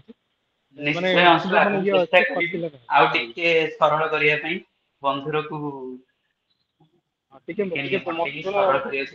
खास कर मो परी आपणकर ये पाठक मान कारण मोर ये हो पारि ना से मुझे झुंटला भाई मत मन धन्यवाद धन्यवाद आ बाकी बहुत कविता मतलब बहुत भल लगे बहुत धाड़ी सब इतने सुंदर आप कविता माने कौन कह माने आप कवितार से जो चार्मटा माने ये होमियोपैथी मेडिसिन भाया जमी से धीरे धीरे स्लोली काम करे हठात आपन मत गोटे ये आचंबित करदेला हसईदेला कंदेदेला परवर्त समय आप कथा पढ़ी सारा पर मैंने अध घंटा घंटे पर मुझे कांथ कविता हो बापा ये कविता हो सब परवर्त समय भाविली से गोटे धाड़ी मो मन को छाँ छाँ मोर सतरे मो सहित जमी कहना कथा नुहे सतरे से जिन मो भर गोटे उपलब्धि से सब धाड़ी मत परवर्त समय मत गोटे मो मन गोटे गभीर भाव रेखा पाते यहाँ समस्त संभव नुह आप बहुत बहुत खुशी धन्यवाद नारायण को मोर शेष प्रश्नटा मोर शीर्षक माया पंजुरी ତେଣୁ ଆମେ ଯାହା ଜାଣୁ ପଞ୍ଜୁରୀ ଭିତରେ ଯିଏ ରୁହେ ସେ ପରାଧୀନ, ହୁଏତ ପ୍ରେମରେ ରହେ ନହେଲେ ବାଧ୍ୟବାଧକତାରେ ରହେ। ତେବେ ମାୟା ପଞ୍ଜୁରୀର ସ୍ରଷ୍ଟା ସ୍ୱାଧୀନ ନା ପରାଧୀନ? ଶୀର୍ଷକ ମାୟା ପଞ୍ଜୁରୀ। ତେଣୁ ମାୟା ପଞ୍ଜୁରୀର ସ୍ରଷ୍ଟା ସତରେ ସ୍ୱାଧୀନ ନା ପରାଧୀନ? ପଞ୍ଜୁରୀରେ ବାଧ୍ୟତାରେ ଅଛନ୍ତି ନା ତାଙ୍କ ପିଞ୍ଜରା ଡାକିଛି ସେ ପଞ୍ଜୁରୀରେ ରହିବା ପାଇଁ? ମାୟା ପଞ୍ଜୁରୀର ନାୟକ ସ୍ୱାଧୀନ, ପରାଧୀନ ନୁହେଁ। ପଞ୍ଜୁରୀରେ ତାହେଲେ ଥିଲେ ଶୀର୍ଷକ ପଞ୍ଜୁରୀରେ ଅଛି ସତ, କିନ୍ତୁ ତା ଆତ୍ମା ସ୍ୱାଧୀନ। ସେ କବିତା ଲେଖିଥିବା ପର୍ଯ୍ୟନ୍ତ ସେ ସ୍ୱାଧୀନ। ଯୋଉଠି କବିତା ଲେଖିବା ବନ୍ଦ ହେଇଯିବ ସେ ସେତେବେଳେ ପରାଧୀନ ହେଇଯିବ। ଅଶେଷ ଅଶେଷ କୃତଜ୍ଞତା। ସେମିତି ସ୍ୱାଧୀନ ହେଇକି ଥାଅ, ବରଂ ପରାଧୀନତାର କବିତା ଲେଖୁଥାଅ। ଶ୍ୱେତପଦ୍ମା ଆପା, ଏବେ ମତେ ଯାହା ଯେତିକି ଆପଣ ଦାୟିତ୍ୱ ଦେଇଥିଲେ ସବୁତକ ବିଫଳତା ପାଇଁ ଯଦିଓ ମୁଁ ଦାୟୀ, ତଥାପି ପରବର୍ତ୍ତୀ କାର୍ଯ୍ୟକ୍ରମକୁ ଆପଣ ଆଗକୁ ନିଅନ୍ତୁ। ଧନ୍ୟବାଦ ନା ସଭିଙ୍କୁ। ତମ ମୁଁ ରହିଲି। ହଁ ହଁ ନାରାୟଣ, ତମକୁ ବହୁତ ବହୁତ ଧନ୍ୟବାଦ, ସ୍ପେଶାଲି ସାଧୁବାଦ ତମକୁ ଯେ ତମର ଧୈର୍ଯ୍ୟ ପାଇଁ। ମୁଁ ତମ ସହିତ ପରେ ଫୋନରେ ପୁଣି କଥା ହେବି। ଆଉ ଚୁଇଁ, ଆଜ୍ଞା। ଏଟା ଟୋଟାଲି ଅସଫଳତା ନୁହଁ, କାର୍ଯ୍ୟକ୍ରମର ପୁରା ସଫଳତା। ଆଉ ଯୋଉ କହିଲନି କାଗଜ ପୁଳେ କାଗଜ ମିଳୁ ଲେଖିବାକୁ ଆଉ ଧୈର୍ଯ୍ୟ ମିଳୁ ବସିବାକୁ, ତମେ ତାର ପ୍ରଥମ ଉଦାହରଣ। ଏତେ ସମୟ ତମେ ଦେଇପାରିଲ ତମ ଅଫିସ ସମୟରୁ ପୁଣି କାଢିକି, ସେଥିପାଇଁ ମୁଁ ତମ ପାଖରେ କୃତଜ୍ଞ ରହିଲି ଚୁଇଁ। ଆଉ ତମର ଯୋଉ ଶବ୍ଦର ଆଜି ପ୍ରୟୋଗ ସଂଯୋଜନା କରିଛ, ଆଉ ଖାଲି ମୁଁ ନୁହଁ, ଆଜି ଉପସ୍ଥିତ ସମସ୍ତ ସ୍ରଷ୍ଟା ଆଉ ସ୍ରଷ୍ଟା ଉଭୟ ପୁରା ସ୍ତବ୍ଧ। ମାନେ ମୁଁ ଆପଣଙ୍କୁ ଆମର ଆପଣଙ୍କୁ ବାବା ଅଶେଷ ଅଶେଷ ଧନ୍ୟବାଦ। ମୁଁ ଜାଣିନି ମୋ ପାରିବା ପଣିଆ ଉପରେ ମୋର ପ୍ରଶ୍ନ ତ ଅଛି, ତଥାପି ମତେ ସୁଯୋଗ, ପ୍ରଥମ ଏଇଟା ମୁଁ ଆଗରୁ କେବେ କରିନି। ଯିଏ କହିଲେ ମୁଁ ମନା କରିଦିଏ ମୁଁ ପାରିବିନି ବୋଲି, ଆଜି ଚେଷ୍ଟା କରିଛି। ଆଉ ତମ ଚେଷ୍ଟା ଟା ପ୍ରଥମ ବଲରେ ହିଁ ପୁରା ବାହାରକୁ ଯାଇଛି। ତେବେ ଉପସ୍ଥିତ ଆଜି ସମସ୍ତ ସ୍ରଷ୍ଟା ମାନଙ୍କୁ ବହୁତ ବହୁତ ଧନ୍ୟବାଦ। ଆଉ ବହୁତ ବଢିଆ ସୁନ୍ଦର ଭାବରେ କାର୍ଯ୍ୟକ୍ରମଟି ଗତି କଲା। ସୁମିତ ପଣ୍ଡା ମାଟି ଖୋଜେ ପକ୍ଷୀ, ତୃପ୍ତି ରଞ୍ଜନ ମାୟା ସବୁଜ, ନାରାୟଣ ସାହୁ ମାୟା ପଞ୍ଜୁରୀ, ସ୍ୱାଗତିକାଙ୍କର କାକର ଟୋପାର ଆଖି, ଆଉ ସ୍ୱରୂପ ନାୟକଙ୍କର ଡବଲ ଦମ୍ପତି ମର୍ଡର, ଆଉ ଡବଲ ଦମ୍ପତି ନୁହେଁ, ମୋ ଡାକ୍ତର ଦମ୍ପତିଙ୍କ ଡବଲ ମର୍ଡର। ଡାକ୍ତର ଦମ୍ପତି ଡବଲ ମର୍ଡର, ସରି। ଆଉ ଆଉ କାହାର ଛାଡିଗଲି କି? ମୋର ଛାଡିଗଲ। ହଁ ସରି ସରି, ରୋଜାଲିନଙ୍କର ମଡା ଚଣ୍ଡିଆ। ଆଉ ସତ କଥା କହୁଛି, ସବୁ ବହି ଯାକର ପୋଷ୍ଟମର୍ଟମ ବହୁତ ସୁନ୍ଦର ହେଇଛି, କିନ୍ତୁ ସବୁଠୁ ବେଶୀ ପୋଷ୍ଟମର୍ଟମ ହେଲା ବୋଧେ ମୁଁ ଭାବୁଛି ଟିକେ ରୋଜାଲିନଙ୍କର ହେଲା। ଆଉ ତାପରେ ଆମ ନାରାୟଣ ସବୁଠୁ ସାନ, ଆଉ ସେ ଶେଷରେ ରହିଗଲା। ଏତେ ପ୍ରଶ୍ନର ସେ ଉତ୍ତର ଏତେ ଧୈର୍ଯ୍ୟ ଭାବରେ ଦେଇଛି, ନାରାୟଣକୁ ବହୁତ ବହୁତ ଧନ୍ୟବାଦ। ଆଉ ମୁଁ ଯେତିକି ଭାବିଥିଲି ସେ ତୁଳନାରେ ଆସରଟି ବହୁତ ସଫଳ ହେଇଛି। ଆଉ ମୋ ଯୋଉ ମନରେ ଗୋଟେ ଭୟ ଥିଲା କି ବୋଧେ ଏଇଟା ହିଁ ପ୍ରଥମ ଆଉ ଶେଷ ହବ, ନାହିଁ, ପୁଣି ଆଉଥରେ ଏଇଭଳି ଏକ ଆସରର ସ୍ୱତନ୍ତ୍ର ଆସରର ପୁଣି ଆଉ ଗୋଟେ ଅଧ୍ୟାୟ ନେଇ ବୈଶିଷ୍ଟ୍ୟ ଉପସ୍ଥିତ ହବ। ସେ ପର୍ଯ୍ୟନ୍ତ ଆପଣ ମାନଙ୍କୁ ବହୁତ ବହୁତ ଧନ୍ୟବାଦ ଏବଂ ବିଦାୟ।